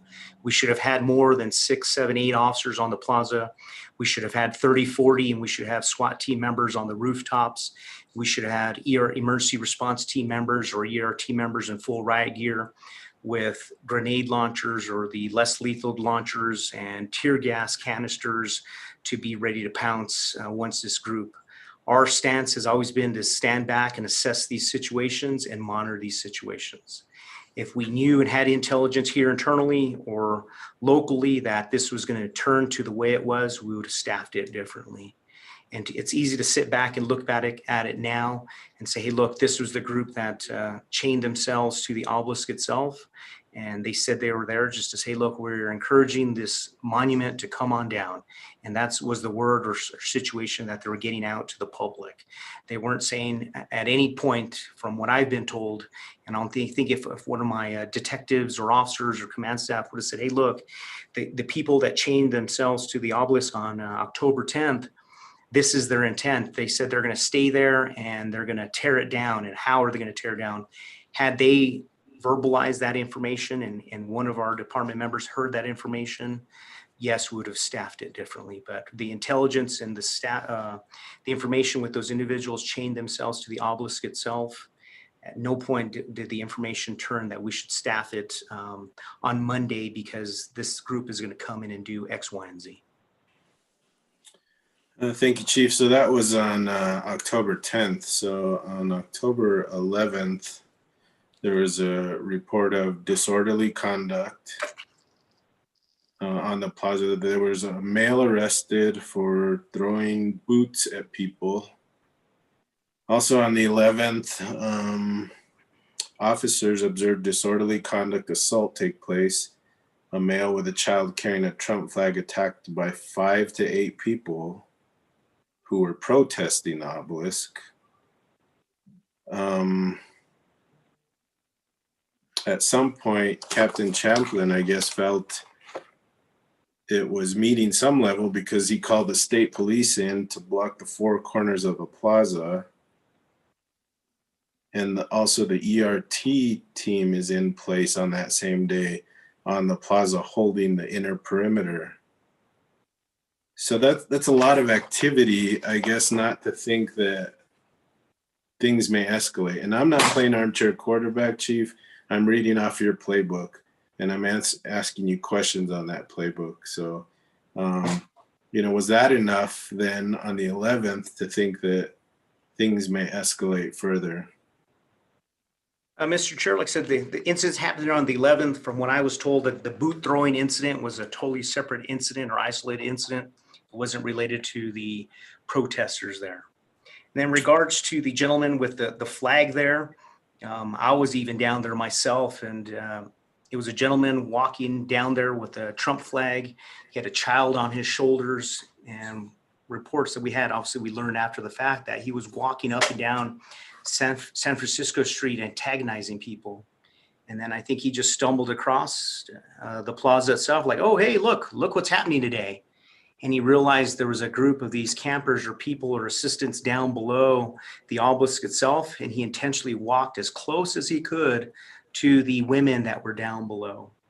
And he got up close enough to them where either there was a shoving going on or his Trump flag flapped and slapped them in the face or hit him in the face. And then at that point, they got into a heated argument. The officers that were there on duty were summoned. The people or women that were there that said that they were victims of this gentleman going very, very close to them, they were reluctant to provide their information other than say, hey, look, we want the incident documented, and this is what happened. And even just a couple days ago, Deputy Chief Ben Valdez and I were down near the Palace of the Governors doing our patrol there of the plaza area. And there was a report of the same gentleman being down there. And Deputy Chief Ben Valdez was driving his unmarked police vehicle. And he witnessed this same gentleman doing the same type of behavior, antagonizing people. And it almost looked like he was trying to strike, or I'll just call it, in his eyes, if it probably happened, he said, oh, I unintentionally or accidentally struck your vehicle with my Trump flag and the post or pole that it's on. And Deputy Chief Valdez saw that totally happen all at the same time. Right now, today, without the heavy presence on the plaza, I personally would say that's just another regular day on the plaza. There's probably 2 to 10 calls for service a day in a 24-hour period at the plaza itself, of a busker busking outside of the rules, to a welfare check of someone slumped over on a park bench, someone laying in the grass, to someone yelling at someone for not wearing a face covering. This shop owner did this. Several situations. There were several situations happening all at the same time. But for the boot throwing incidents and this Trump flag waving gentleman to say, okay, at this point, we should have called in more additional resources. No, I don't feel there was a need to call in additional resources because the environment at the plaza was getting out of control. Well, Captain Champlin did because he called in state police and also the ERT. That's why I was asking. So how many people are on our ERT team? So like going back to your statement there, Mr. Chair, there's 2 different days that we're talking about. There's Sunday when the people were on the obelisk itself and we asked them to come on down. Mm-hmm. And then there's October 12th when the actual incident or the pulling down the obelisk happened altogether. Got it. I'm talking about the 11th when the Trump flag incident took place, the disorderly conduct took place. That's the same day, 10/11 at 1847, that Captain Champlin called state police to block off the 4 corners. And at 1908, the ERT team is in place on the plaza. Yeah, so that's when we pre-planned. We knew, hey, look, we are going to definitely move on in and ask these people to come down from the obelisk. Coordinating with state police, the sheriff's department, and our emergency response team members had nothing to do with the boot throwing incident or the Trump flag itself. That was a pre-planned mission for us to respond to the plaza along with the fire department and establish and set up this perimeter around the obelisk with the pedestrian railing. And with our crisis negotiators, This is all a pre-planned event that we were going to meet, have a briefing over at the police station. Here's our plan and how we're going to communicate with the people to respectfully ask them to come on down from the obelisk. So that was a coordinated effort, separate from the boot throwing incident, separate from the Trump flag, to say, hey, look, we need additional resources in there. We need this amount of officers down there to help us. What if the group of people down at the base of the obelisk have weapons? What if they have pepper spray? What if they have gas canisters? What is their true intent down? So at that point, we coordinate, yes, with state police to come on in and assist us with marked units to hold the perimeter there in and around the plaza. Our officers, detectives, to include myself, the deputy chief, the captains, the crisis negotiators, the fire department personnel, to even include Chief Babcock. This was a well-planned coordinated effort to ask these people to come on down. We planned for it to say, hey, look, what if they say, screw you guys, we ain't coming down. You're going to forcefully have to remove us from the obelisk. It was a coordinated effort with the fire department to say, hey, look, we need your assistance with cutting gear, ladders to get on up there, to successfully ask these people to come on down. And if we had to cut them down, to cut them down. What if these people pulled out weapons and they fired them at us? What if they pulled out knives, clubs, batons? We had to prepare for the worst on that night. And what that bullet point that you're referencing, that was a planned effort. It wasn't just that Captain Champlin was contacted and that he reached out to state police, and then state police just sent those state police officers blindly to the plaza to do something. So although the timeline doesn't differentiate and say, hey, look, from the initial chaining of the obelisk, it doesn't have a fine detail of saying, okay, on this such date and time, we had an overall big briefing, and here was the overall plan to get on down to the plaza and ask them down. So it's just a continuation of events, and we didn't go into great detail to explain that great event. Thank you. That wasn't clear on your timeline. So on 10/12, at 12:06, several protesters are reported laying on construction supplies, actively preventing their work. So by noon, protesters are starting to come, and I don't think it's city workers. It's I think it said somewhere else that B&D construction was doing something, but how come at noon? So what was the size of the initial wall around the obelisk? Mr. Chair, just from my observation, I didn't have the exact dimensions, but I believe it was just 4x8 plywood, so 8 feet tall. So as we had directed and told, like I said, we had a successful event of asking these people to come down on Sunday. My request to the city manager is to reach out to Director Regina Wheeler, to either the city crew or this outside contracted crew, to double that size. So my goal was to raise that wall up height-wise 16 feet. And why was that? Because it would prevent anyone else, and especially this group, to climb back up there and chain themselves to the obelisk. So you felt that they were going to come back and start all over again? I had a feeling they may come back. After they came on down, we did leave 5 to 6 police officers there overnight. So if the same group of members came back, or a different group or crew altogether, we would have prevent them from climbing back up and chaining themselves to the obelisk. So just thinking, I said, hey, look, dear city manager, we need to raise this plywood wall all the way around. And she coordinated that with Director Wheeler, and we were all guaranteed that the construction was going to be completed between 7 and 9 in the morning, 3 hours prior to this planned demonstration at noon. And as I've stated several times, had that construction been completed by 9 a.m., we would not be talking about this today. So why do you think that really things hadn't gotten started until noon? Mr. Chair, I have no idea. My only observation is the construction crew showed up that morning. They took their measurements. They went off to the stores to buy the supplies, rent the, I don't know what the official title is, a forklift, a Skyjack forklift of some sort, to raise their working materials. And it took a lot longer than expected. But I personally don't have the answers of why at noon they were still doing the construction. All right. So do we know when the protesters started coming back? Mr. Chair, what do you mean coming back? Are you talking about Sunday's incident or on? Yes, on Sunday, because It doesn't mention them again until 12:06 when they're laying on construction supplies. And Mr. Chair, from what I was told, it just sounded like that the event was scheduled for noon. People started arriving around 11:45, and that construction was happening. And then at that point, the crew was doing their work, and that pedestrian railing was in place. There was an opening so they could come and go closer to the bandstand. And then at that point, that's when the group continued to move on in. So you knew there was an event coming back, or a planned event? Yes, at 12 o'clock. Okay. So at 12:30, Captain Champlin makes a telephone request to activate the ERT. And again, how many people in our ERT? From my math numbers, I approximately believe there's 12 members. 12, and that we're fully staffed on that then? Now they're slated for 15, and we do have some vacancies. Okay. So at 12:30, Captain Champlin made a telephonic request. Was he not on scene?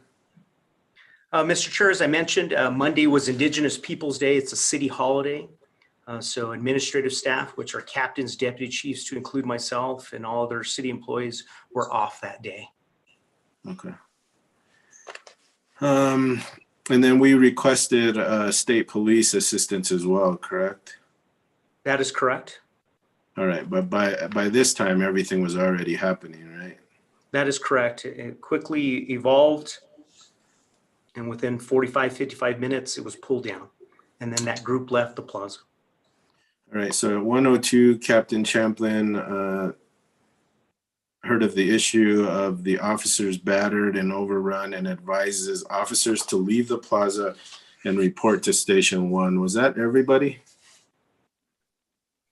Mr. Chair, that was everybody that was there on scene. He had them leave the plaza to regroup and assess the situation over at Fire Station 1, the stage area, and then all those additional officers or detectives responding or emergency response team members were told to regroup there so they can assess the situation and establish what their plan was going to be to re-engage with this crowd, whether it turned violent and they were attacking people, were they going to damage plaza shops or windows.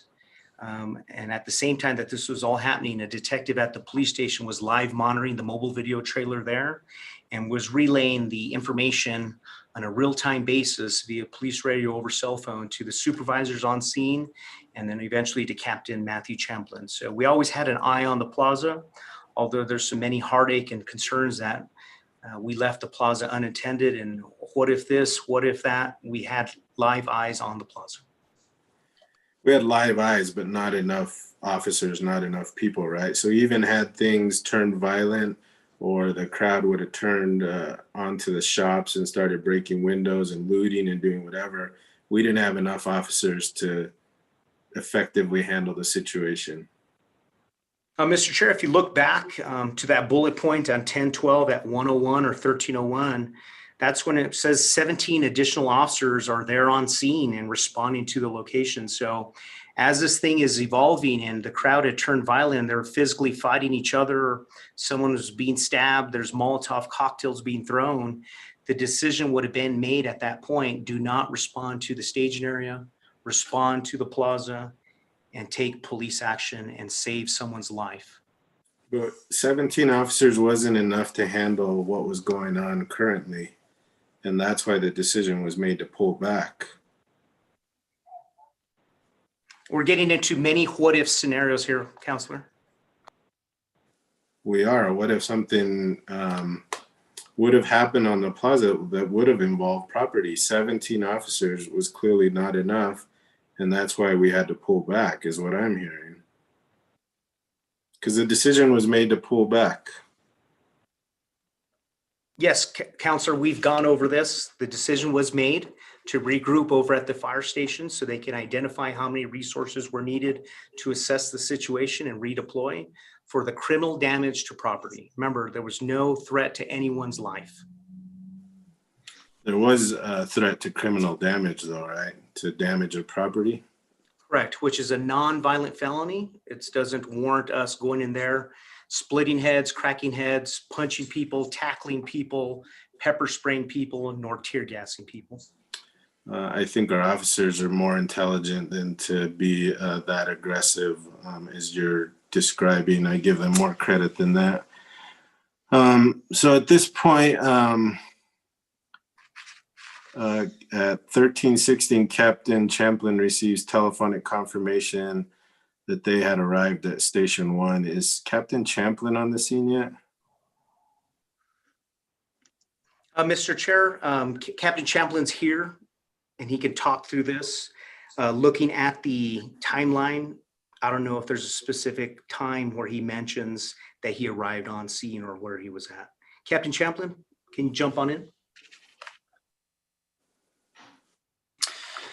Mr. Chair, regarding the time that I arrived on scene, I'm pulling it up as we speak because I have it documented in my narrative report. Captain, he's asking specifically what time you arrived on scene or to the fire station. Yep, I arrived at the fire station at 2:35.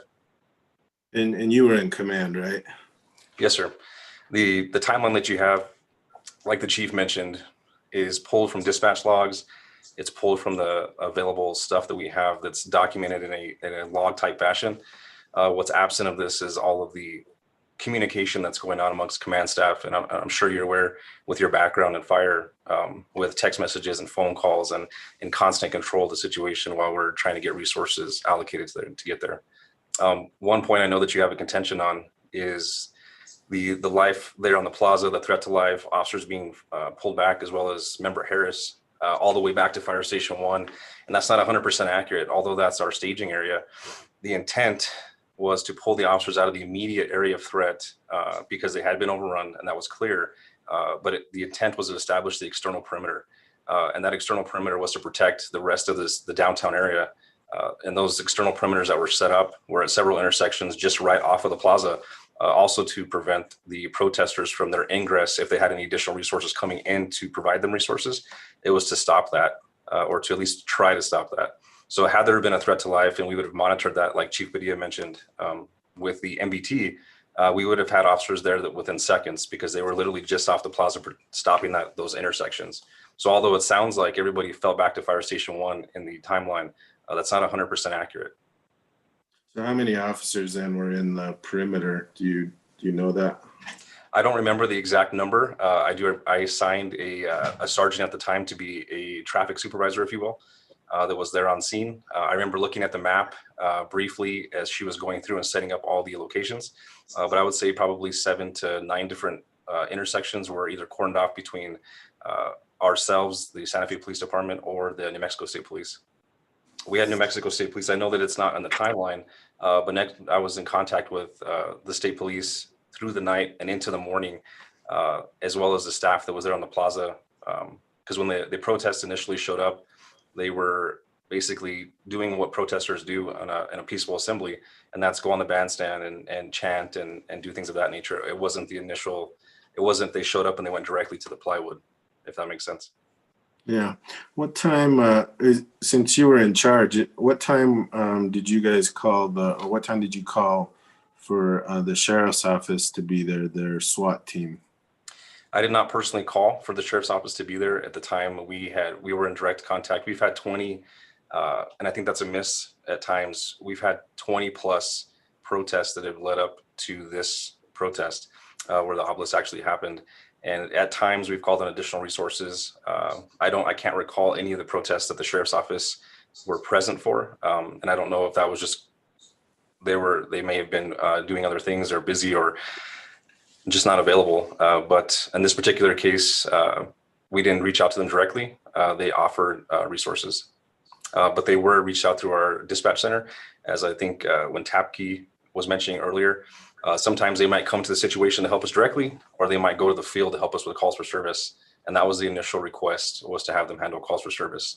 Eventually, they sent the SWAT team, to my recollection, never came to Fire Station 1. There was deputies that did come, but not the SWAT team. Yeah, it says the SWAT team's deployed to the main library per Major Gonzalez. Major, I assume, is with the sheriff's office? Yes, sir.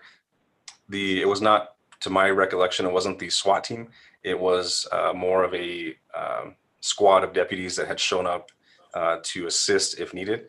that had riot gear. To my recollection, they had like helmets. They had 4-foot long sticks, and I asked them to stage the library just in the event there was a rumor, if you will, or some form of intelligence that there could be a counter protest that would show up, that the individuals now that are upset about the obelisk. Chief Padilla was also concerned that the protests could come back and try to pick up pieces of that obelisk and put it into a truck and steal it, for lack of a better term. So we were preparing for that. All right. And was the state police SWAT team ever called or spoken to? I know a couple officers went to the roundhouse, but the actual SWAT team. The actual SWAT team themselves, this is not their house, if you will. They're not their realm. It would be the emergency response team or the ERT team, which would deal directly with protests or civil unrest. And yes, that section of it, they were in contact. I was actually shoulder to shoulder with their ERT commander for their northern element, I believe it's called. And how many officers do they have? Do you know? I don't know exactly what their numbers are.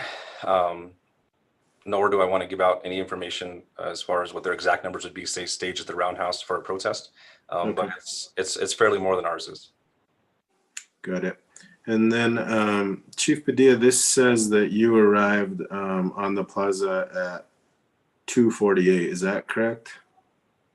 Were you in Santa Fe the whole time, and that's when you arrived on the plaza, or is that when you got into town? Yeah, Mr. Chair, that's the time that arrived on the plaza itself. As I mentioned earlier, it was a holiday, so all the administrative staff was off duty.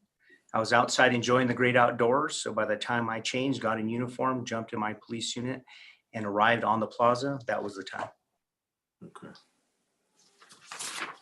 All right. Thank you. I believe that's all the questions I had. Tough questions, Chief. I understand that. Clearly, that's our job. That's what the public wants to know. That's what they want to understand, what the process was, what was going through everyone's head. I know, like you said, it's easy to sit back and look at it now and pick at it. But again, this is what the public wants to know, and this is what they hoped I think would come out of this meeting as well. So thank you for answering the questions, and thank you to your staff as well. Any other questions for the chief before we move on? Mr. Chair, Mr. Mayor. can I just thank you?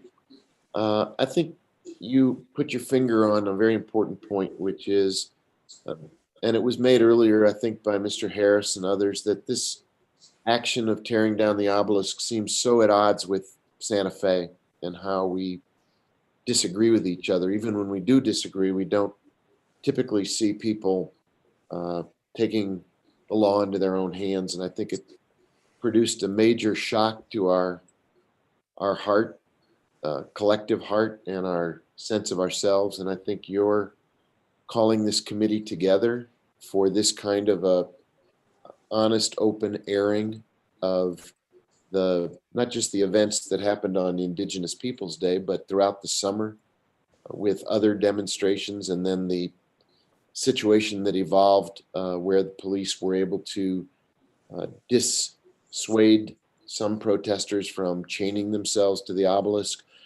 All of that leading up to the events on Indigenous Peoples Day. It's good to get all of these things asked and to put the questions out there and to be very candid about how we feel about it. There's both a rational side to it and there's an emotional side to it. And I think the emotional shock is just as important as the rational planning side. One piece that didn't get spoken to, it is worth remembering that the major events of Indigenous Peoples Day as advertised were not even on the plaza. They were out at the Downs. And so it was a very different Indigenous Peoples Day than had been held in the past. And so that's another piece of context for how unusual and how out of the norm the events on the plaza were that day. It was a divided Indigenous Peoples Day, and I think that may have contributed as well. if you're adding up the factors. But mostly, I just wanted to say thank you. I think you served a tremendous. You and your committee did a real service to our community by convening and asking questions, and also adding input, as Member Topke did, to other practices in other places. It's really important, and we're seeing what a volatile situation we have across the country. And we have to be mindful of that and be very thankful that Santa Feans really don't behave the way some people in other parts of the country have over this summer and into the election season. So many thank yous to all of your members and to you, Mr. Chair. Much appreciated. Thank you. And thank you for joining us today, Mayor. Are there any other questions from the committee before we move on? I don't see any. Chairman Rivera. Mr. Joyce. Yeah, one thing I would really like to ask is, and there's nothing we can do about the obelisk. It's gone. It's behind us. What are we planning to do to plan the resources from the city to stop this and other like actions from happening in the future? Chief Padilla, do you want to try to answer that one? Chris, that wasn't just for Chief Padilla or just for the mayor. I'm talking about the combined resources of DPW, the fire department, and the police department being ready in case something like this or even something more intense happens. Okay. Mr. Chair, Member Joyce, like I said, if we have information or intelligence that there's a planned event at the plaza or at this location, that location, we're going to monitor it. If we have information that it's going to be violent and this is their true intent to create havoc through the city, civil disturbances, light fires, shoot at people, obviously we're going to take that very serious like we do all of these events. And we're going to rely on all our local and state partners to come on in and help us out. And as we coordinated with Sunday's event with the fire department, to get out there with their gear and equipment and their expertise and to assist us with that pedestrian railing. Yes, we will always pre-plan, but information works both ways. This is information that we see on social media or people tell us about. We need more people in the community to come forward and tell us, hey, look, although the message may say this or the poster says this, there's a hidden symbol on it, or there's a secret group or a separate group from that, and this is their true message or intent to show up on that day. If we catch you off guard or with your pants down, this is what we're actually going to do. If you don't have the right amount of people there, or we tell you it's going to be at the state capitol, our goal is to actually go up to the Cross of Martyrs and do the damage there. We need the members of the community to come forward and tell us and remain anonymous and say, hey, look, this is what this meeting is. This is what this planned event is. We need people to tell us this is what is really going to be happening. It is easy to sit back and say that we should have done this, we should have done that, we were understaffed, our officers should have done this, we shouldn't have done that. We need the public to come forward and say, hey, look, this is what's happening out and about in the community, so we can be interact with them and be better prepared. And yes, it's always great to plan for the worst and coordinate with other city departments and other partners within law enforcement for any potential what ifs coming forward as the year is getting crazier and crazier. It's a tough time to be a police officer no matter what. It's even tougher nowadays with the current climate that we're in. This is a tough time for any elected official. This is a tough time for any police department that is out there. With our police department here, we strive to be the best. There's going to be incidents that we're going to be quickly judged on for a microsecond or a millisecond, and media is only going to play 1, 2, 3 seconds of event. They're not going to share all of the negotiations or talks from a body-worn camera video or in-car camera system. And like I said, we have a very robust body worn camera system, in-car camera system, and as technology is quickly evolving and upgrading, we eventually are going to have to upgrade to a cloud-based service all the way around, and that's going to be a major request as we move forward into the next fiscal year. And we hope to have your support on it so we can still be that leader with that technology, and so we can fulfill IPRA requests, we can fulfill discovery requests, and be transparent, number one, to the community if they have questions, concerns regarding the in-car camera video or a body-worn camera video at a disturbance similar to this one. But going back to your original question, Mr. Temke, or excuse me, Joyce, is that yes, we can always work better with our local partners, with other departments to plan for future incidents. And if we had a crystal ball to say that tomorrow this is happening or that is happening, I think we would hopefully be able to say, okay, this is how many fire engines, meds, additional resources here internally or externally that we need.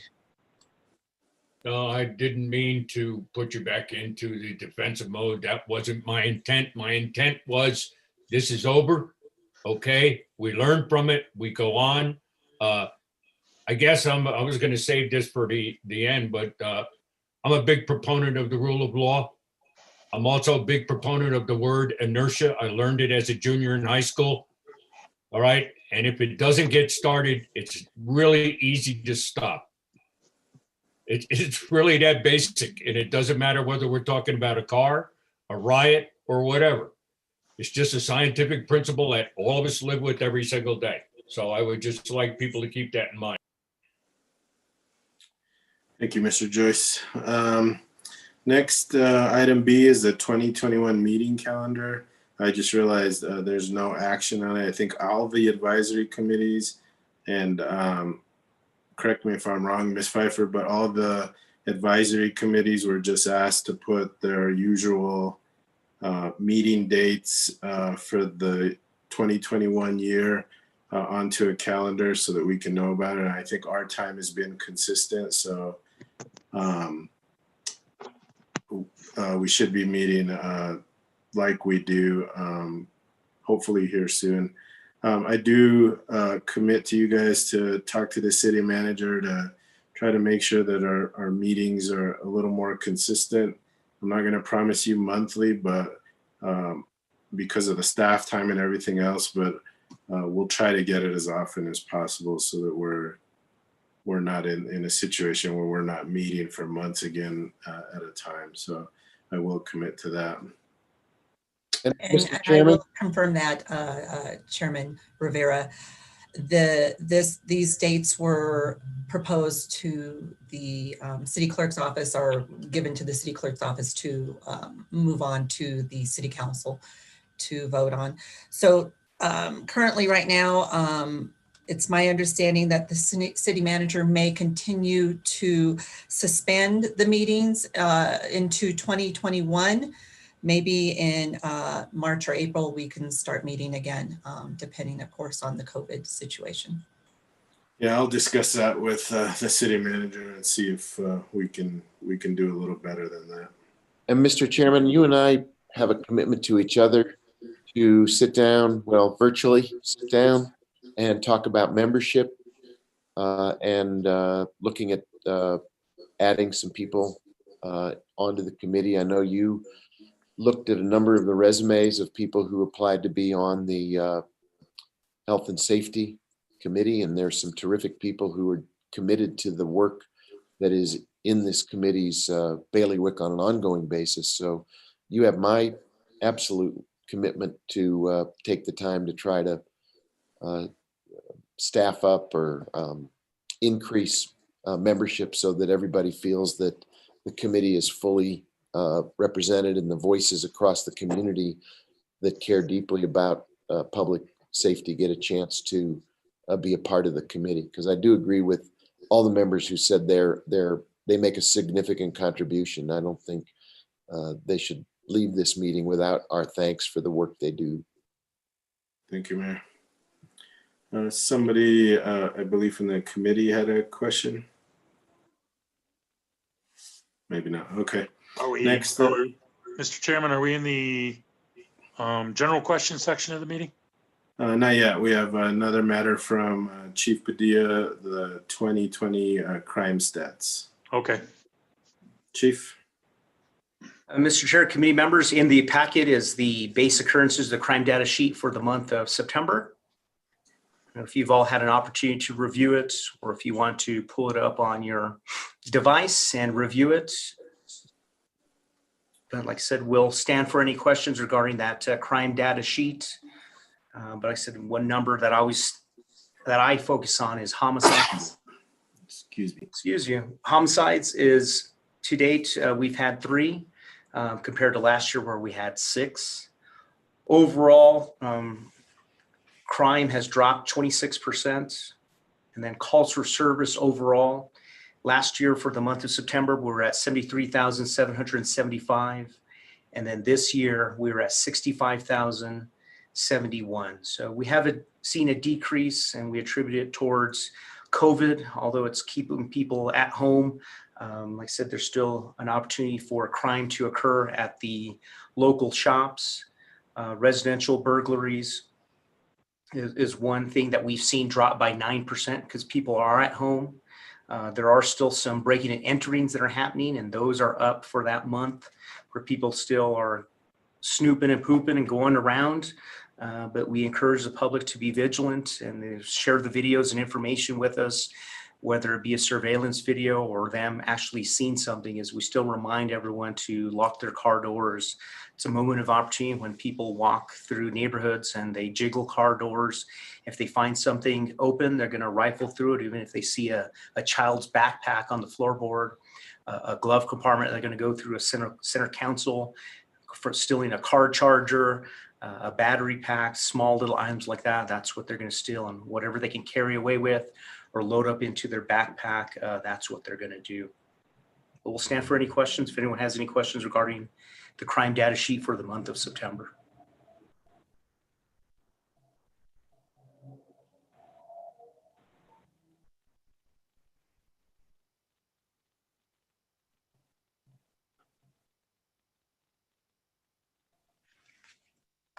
I think you're muted, Mr. Chair. Thank you. I got to say all that over again. Miss Pfeiffer, I tried to pull the crime stats up on the attachments, and it was a blank page. So maybe before the next time we meet, we can figure that portion out. Yes, I think if you go to the section where it has the meeting, if you click on the 3 dots that's there, you'll see packet. And if you click on the packet, then it'll have the whole packet there, and you can see the crime stats, that document. Yeah, I'm going through it the way that I normally do for council meetings, and there's nothing there. So, but that's okay. We'll. I'll check on that, sir. Thank you. Next matters from Chief Babcock. Mr. Chair, members of the committee, thank you for this opportunity. It's been since February since we met, so I have a lot of bullet points, and I'll just give the highlights so I don't prolong this meeting and just give you the details that I think you would be interested in. So fire station number 2 was scheduled to be built. We got our bids back from the pre-qualified contractors, and the bid price came in at $1.5 million above what we had funded for that building project. So fire station 2 was put on hold to a future date. Not only the project's amount of the bid coming in over cost of what we had secured funding for, but the city's financial crisis due to the COVID outbreak, the city took a big hit, and we had to prioritize. And these are unpopular decisions, but decisions that had to be made by our governing body as well as all our department leaders. So we will continue to move forward and hope that that fire station build could be built in the near future. The other project that we're working on that you guys are aware of is our radio project going to a P25 system. We are about to implement the system with a cutover plan from an analog to a digital system effective December 8th. Good news is that the fire department and the police department had enough funds saved, and we're able to get all new radios for the fire department and the police department needs to have digital radios. And again, we are currently having our radio tech staff get trained, and we have a cutover plan of December 8th. And the end of June, the fire department graduated 15 cadets from their fire academy. I have to give kudos out to our fire training staff, because we did a lot of our training via Zoom or WebEx type meetings, and then did very little hands-on in different pods. So we were meeting the governor's orders of how many people we could gather at one time. And it was a very hard task, but it was a successful task. And I'm glad to announce that we have 50 new firefighters graduating at the end of June. Excuse me, that graduated at the end of June. And not so good news, the fire department was a victim of suspected arson. We got a total loss of one of our brush trucks, as well as major damage to one of our aerial trucks. Both vehicles were parked at our training facility. This fire came in after hours, after everybody had left that facility. And as I mentioned earlier, the brush truck was a total loss, and we are working on replacing that, as well as repairing the aerial ladder that was also damaged during that fire that took place. The fire department is working on replacing one of our most oldest ladders that's in service right now. It's 16 years old. We are going through the process of committees and governing body approval. The funding source for this aerial ladder that it's going to be purchased is all funded through the state fire fund. So this money that I'm talking about has nothing to do with general fund, which I mentioned earlier that the city took a very big hit with the economic downturn. So the funding source for our equipment that we are able to replace is all funded through state fire fund money. I'm happy to announce that the city is in partnership with a reorganization of fire department, police department, community services, emergency management, and recreation, that we are really concentrating on the services we're providing of overlaps that's going to benefit the community. Police department and fire department, for an example, have been going out and doing street outreach with a partnership with one of our local churches. Police officers and fire department personnel were able to hand out approximately 60 to 75 backpacks with food and school supplies for those in need. So we're doing a lot of community outreach still, even though we are in this COVID-19 pandemic. With that being said, that's a good segue for me to say that we've had several of our fire personnel who were either exposed or tested positive to COVID-19. We were able to isolate it and keep our numbers down. Fire department has a really good disinfectant policy and protocol, and the city in general. We were very fortunate because of the aggressiveness of our leadership that we were able to keep our numbers down that would affect our employees. With that, Mr. Chair and committee members, I stand for question. Thank you. Any questions for Chief Babcock? Don't see any. Oh, go ahead, Mr. Joyce. Without sounding like a broken record, Paul, on the fire station, have anybody looked into value engineering and cost savings participation with the selected contractors? That can be extremely beneficial. Mr. Chair, Committee Member Joyce, I'm sure that our project manager, who is under the Department of Public Works, as well as our Public Works Director, would look into that. And I'll also just pass on that recommendation just in case it was an oversight. Yeah, it's not a procedure normally done in municipal and government construction. So, you know, the contractors are usually very wary about dealing and getting paid. So if they're part of the group and they're inputting into it, everybody makes money in the deal. Thank you for that advice, sir. Thank you. Let's move on. Chief Babcock. Go ahead, Mr. Tabke. Chief Babcock, any word on the infrastructure side of the radio project? Yes, Mr. Chair, Committee Member Tabke. So the new location of the radio site is completed. We have all the infrastructure in place. Microwave is in place and operational, as well as all the repeaters. So this project that was a partnership with Santa Fe County came into a project total cost of $1.7 million. This project initially started several years ago at over $10 million. So I'm happy to announce that we got a top of the line radio system, and our infrastructure at the radio site is complete. We are waiting on, currently the holdup is programming the P25 radios. So once those radios are delivered, which would take place, hopefully if that didn't happen today, will take place tomorrow.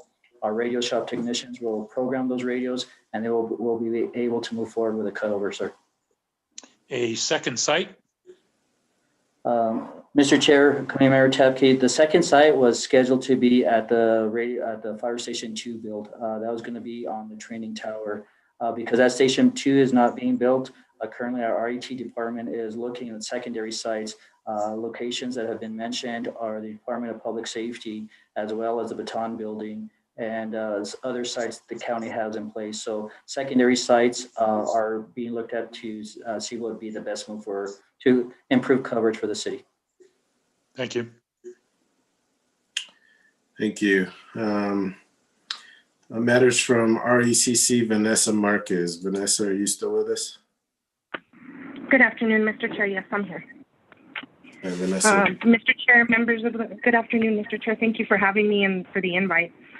Just to update you on the latest, I unfortunately do not have October's current numbers in front of me, but I do have September's. In the month of September, we handled over 29,000 calls that came in or out of dispatch. Of those calls, 14,000 of them were actual calls for service, which were 59% handled by the city, either police department, fire department, or animal control. That's all on the numbers. Also, in relation to the drug tip hotline, we continue to receive calls on that. And year to date, we have received 429 calls. Last month in October, we had 34 calls come in on that tip line, and we continue to route those to the City Police Department's Narcotic Division for follow-up. In terms of operations within the RECC, we are currently 15 dispatchers short. We continue to recruit consistently. I have 3 that are in background that are looking to start hopefully before November.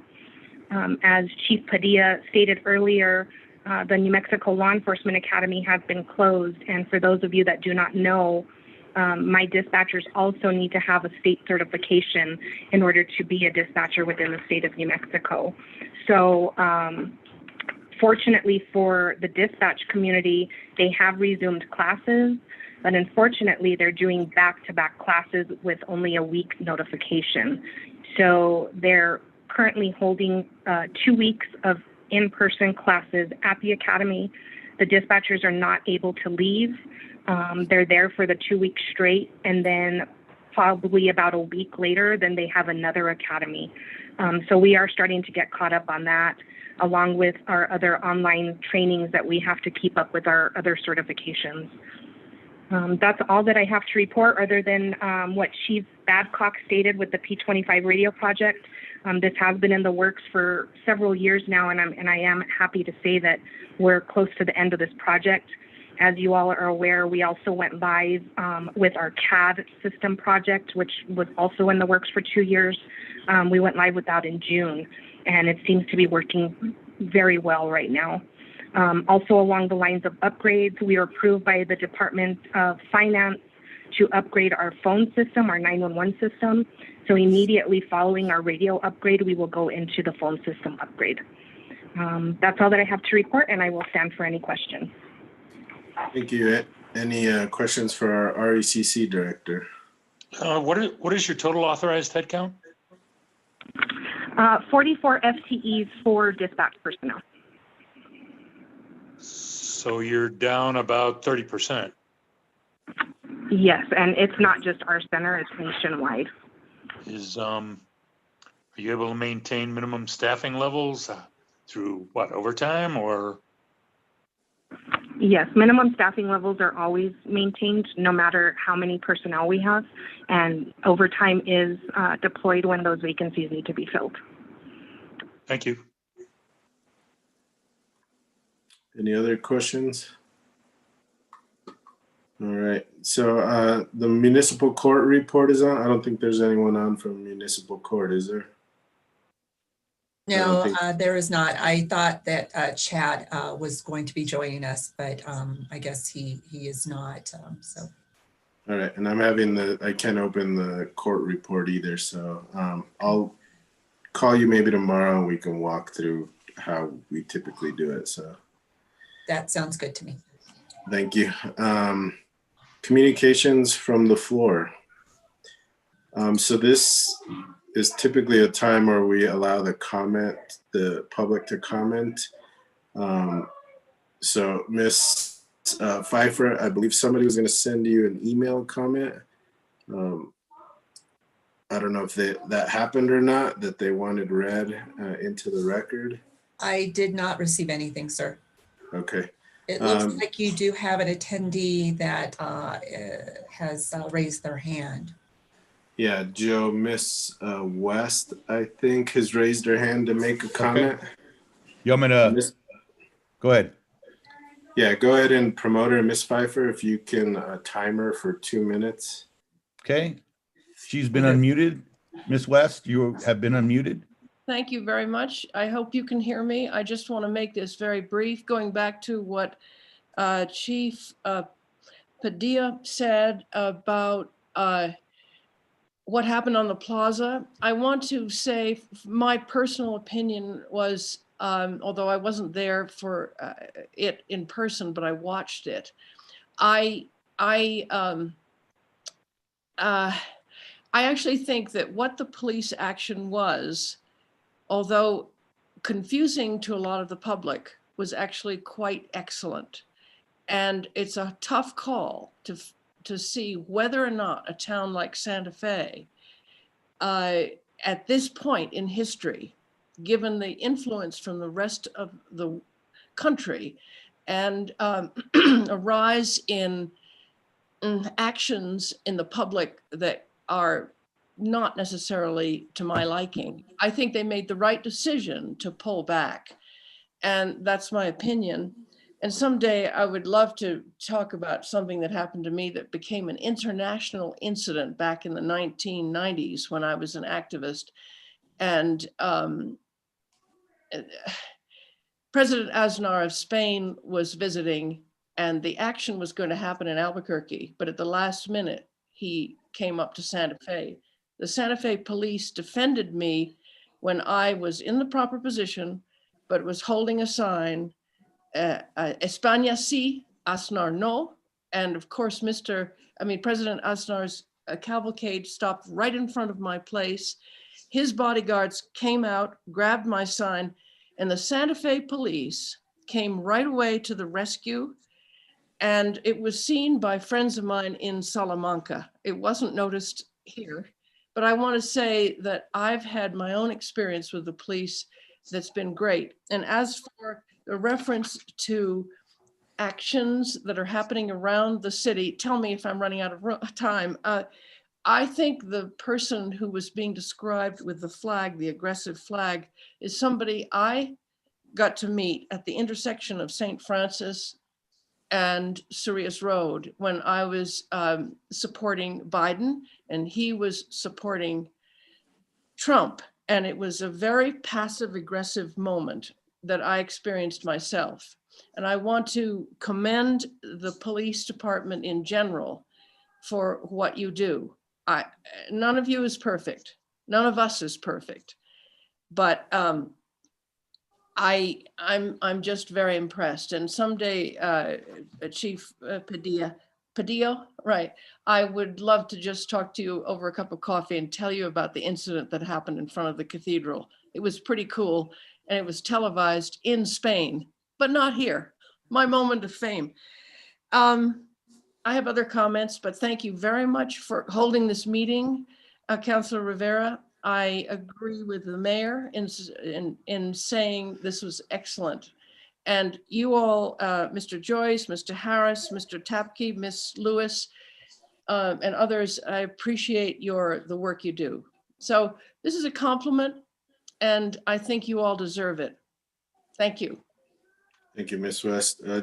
Mr. Beta, do we know if there's anybody else that may want to speak? I don't think so. If Catherine Lewin, she's part of staff, right? No, she's a reporter with the Santa Fe Reporter. So that completes it. All right. Very good. Then any matters from the committee? Yes, sir, Mr. Chairman. Do you know if the mayor is still with us? I do not. Some people from the city had contacted me that they were being dropped from the meeting. Chief Babcock was one. Yeah, I got disconnected as well, but I'm back. Yeah, I don't see the mayor on either, so. The mayor is not on. Okay, then I will have to rely on you, Mr. Chairman, to convey my thoughts here. And first of all, I want to thank you for the earlier explanation of the role of the Public Safety Committee. If I could make a recommendation, if you do have new members join the committee, it might be helpful if they understood that role as well. I was involved in a Public Safety Committee in another municipality, and it wasn't structured quite like this. And their input was a little bit different than the way it works in Santa Fe. And I think that explanation might have been helpful, but I have it now, so I appreciate it. Sure, and if, I'm open to always changing that if you wanna, if you can get a copy of that resolution that established them, and if they have more authority or more, whatever, we can take a look at that and see where we go from there, so. Yeah, and again, my other thought is, and I wanted to share this with the mayor, is that pretty much since I joined the committee, I've had some concerns. And let me preface this by saying I've been in government 35 years, and I understand the budgeting process, and I understand budgeting limitations. It's a difficult thing. There are always more mouths to feed than things to feed them. So I understand that's difficult, but I've been concerned that some things have been brought before the committee, and I had some input and some questions about why certain things were done and why certain things weren't done. Let me take the easy one, and that's the radio system. But believe me, there are others. And was told that's all driven by money, budget. And so I've come to be concerned about the level of priority that the city places on public safety. In my opinion, I shared an email. I think, Mr. Chairman, you were copied on that email. Public safety is the #1 priority for any community. Keeping its citizens safe is the top priority. And sometimes I think that's lacking in the city of Santa Fe. Again, I see things brought before the committee where it says, well, yes, it's not our optimal solution, but it's the one we can afford. And when I think it comes, again, let me go back to the radio system. When I think it comes to the point of putting staff and the public at risk, I don't think, gee, we just couldn't afford it. So I'm not sure those are good answers. And I've had this concern pretty much since I've been from day one on the committee, and just, I guess, like to kick around what, from the city perspective, they view the public safety agencies as priority levels. Yeah, I think, you bring up some great points, and I think this whole COVID pandemic has really hurt the city in a lot of ways. And I know you're not just talking about this budget cycle, but others. I don't think there's anyone on the council that doesn't value police and fire, and doesn't try, I think, really hard to get them the things that they need to be able to do their jobs. The balancing act is, public safety is one thing, but then you get into the water is also something that's very important to everybody. Sewer, picking up trash so that you don't have trash lying in the streets for weeks at a time. So you try to balance all that out, and in the end, you're left with, small pots of money then to try to fund other things. I don't disagree with your comment that sometimes you'll see little pilot or projects that come up from specific people that somehow the funding is all of a sudden there for for these little projects that come up, and those do happen occasionally. I don't think they're too often, and we try to limit them. And I think now with the situation we're in now, it's extremely difficult to try to fund all the needs of the city to keep all our employees in place without putting anyone on furlough or letting people go. It's been a tough balancing act. I recognize that. It's even worse with the tax revenue situation, the way it is being impacted by COVID. But again, I just have concerns that these projects, I said in my email, I don't know if it was shared with the police and fire departments, but I said in my email that I think a lot of these problems are solvable, and not all of them are solved by throwing money at things. They are, but some, the police department's persistent vacancy rate, I just believe it's a solvable problem. It's going to take money. It's going to take leadership, but it's a solvable problem. I think the radio system was another example. And believe me, I'm not picking on either of those. I could probably cite a dozen more, but I need to go on record to say that I think it's vital the city of Santa Fe prioritizes the public safety agencies and the community's public safety. Yeah, and I'll tell you, we were short. I want to say about $800,000 on the radio program, and Chief Babcock approached us and said, "Look, I need this to finish this project out."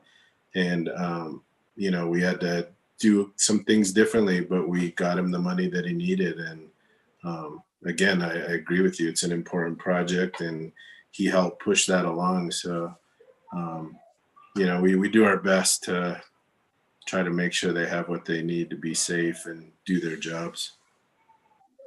Thank you. Thank you. Anything else from committee?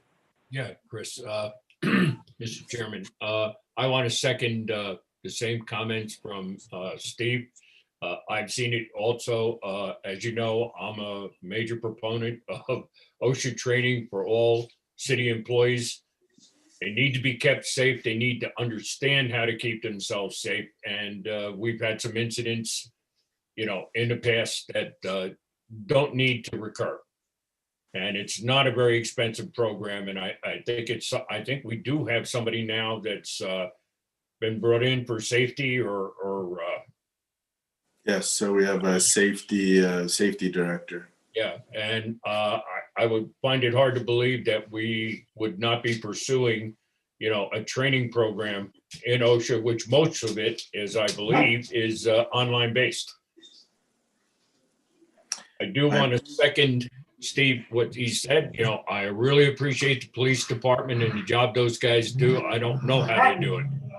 But also at the same time, I want to celebrate the winning that we've had now with the radio tower and the radios and all that good work.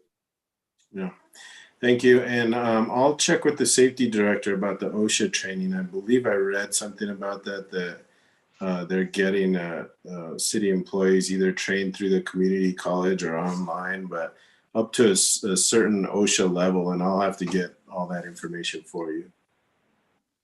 I appreciate that. I just think it's in everyone's best interest because these people also affect public safety, and many of those rules are, akin to that. Very good. Thank you, Mr. Joyce. I think we lost Mr. Harris, and I don't see him back on. So he probably he probably figured we were just about done. So that's okay. With that, we don't have a next meeting scheduled. Like I said, I'll have to get together with the mayor. You heard his response, so he's committed to it, but I'll have to get together with the city manager and see when we can do it. Like I said, with resources the way they are, it may be every other month until this COVID pandemic ends, but we'll see what we can do. And we'll work through staff to get it done. So I wanted to thank Jessica for really getting this meeting up and going.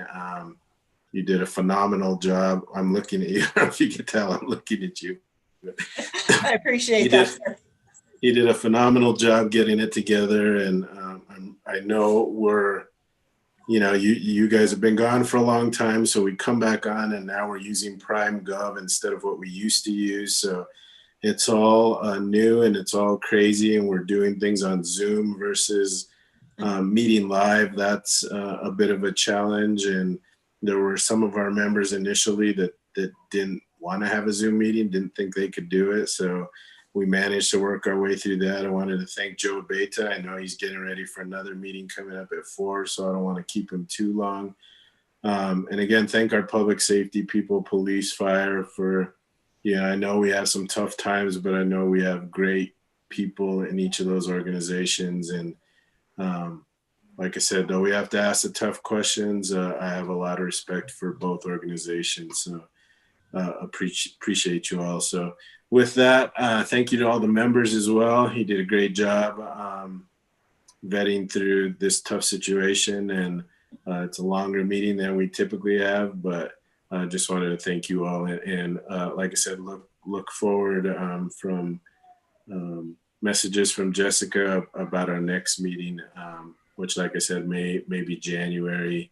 That's what I'll try to push for now. So if you can be patient till then, and then we'll try to get on some kind of regular Zoom schedule until COVID ends. So with that, we are adjourned, and thank you all for a fabulous afternoon.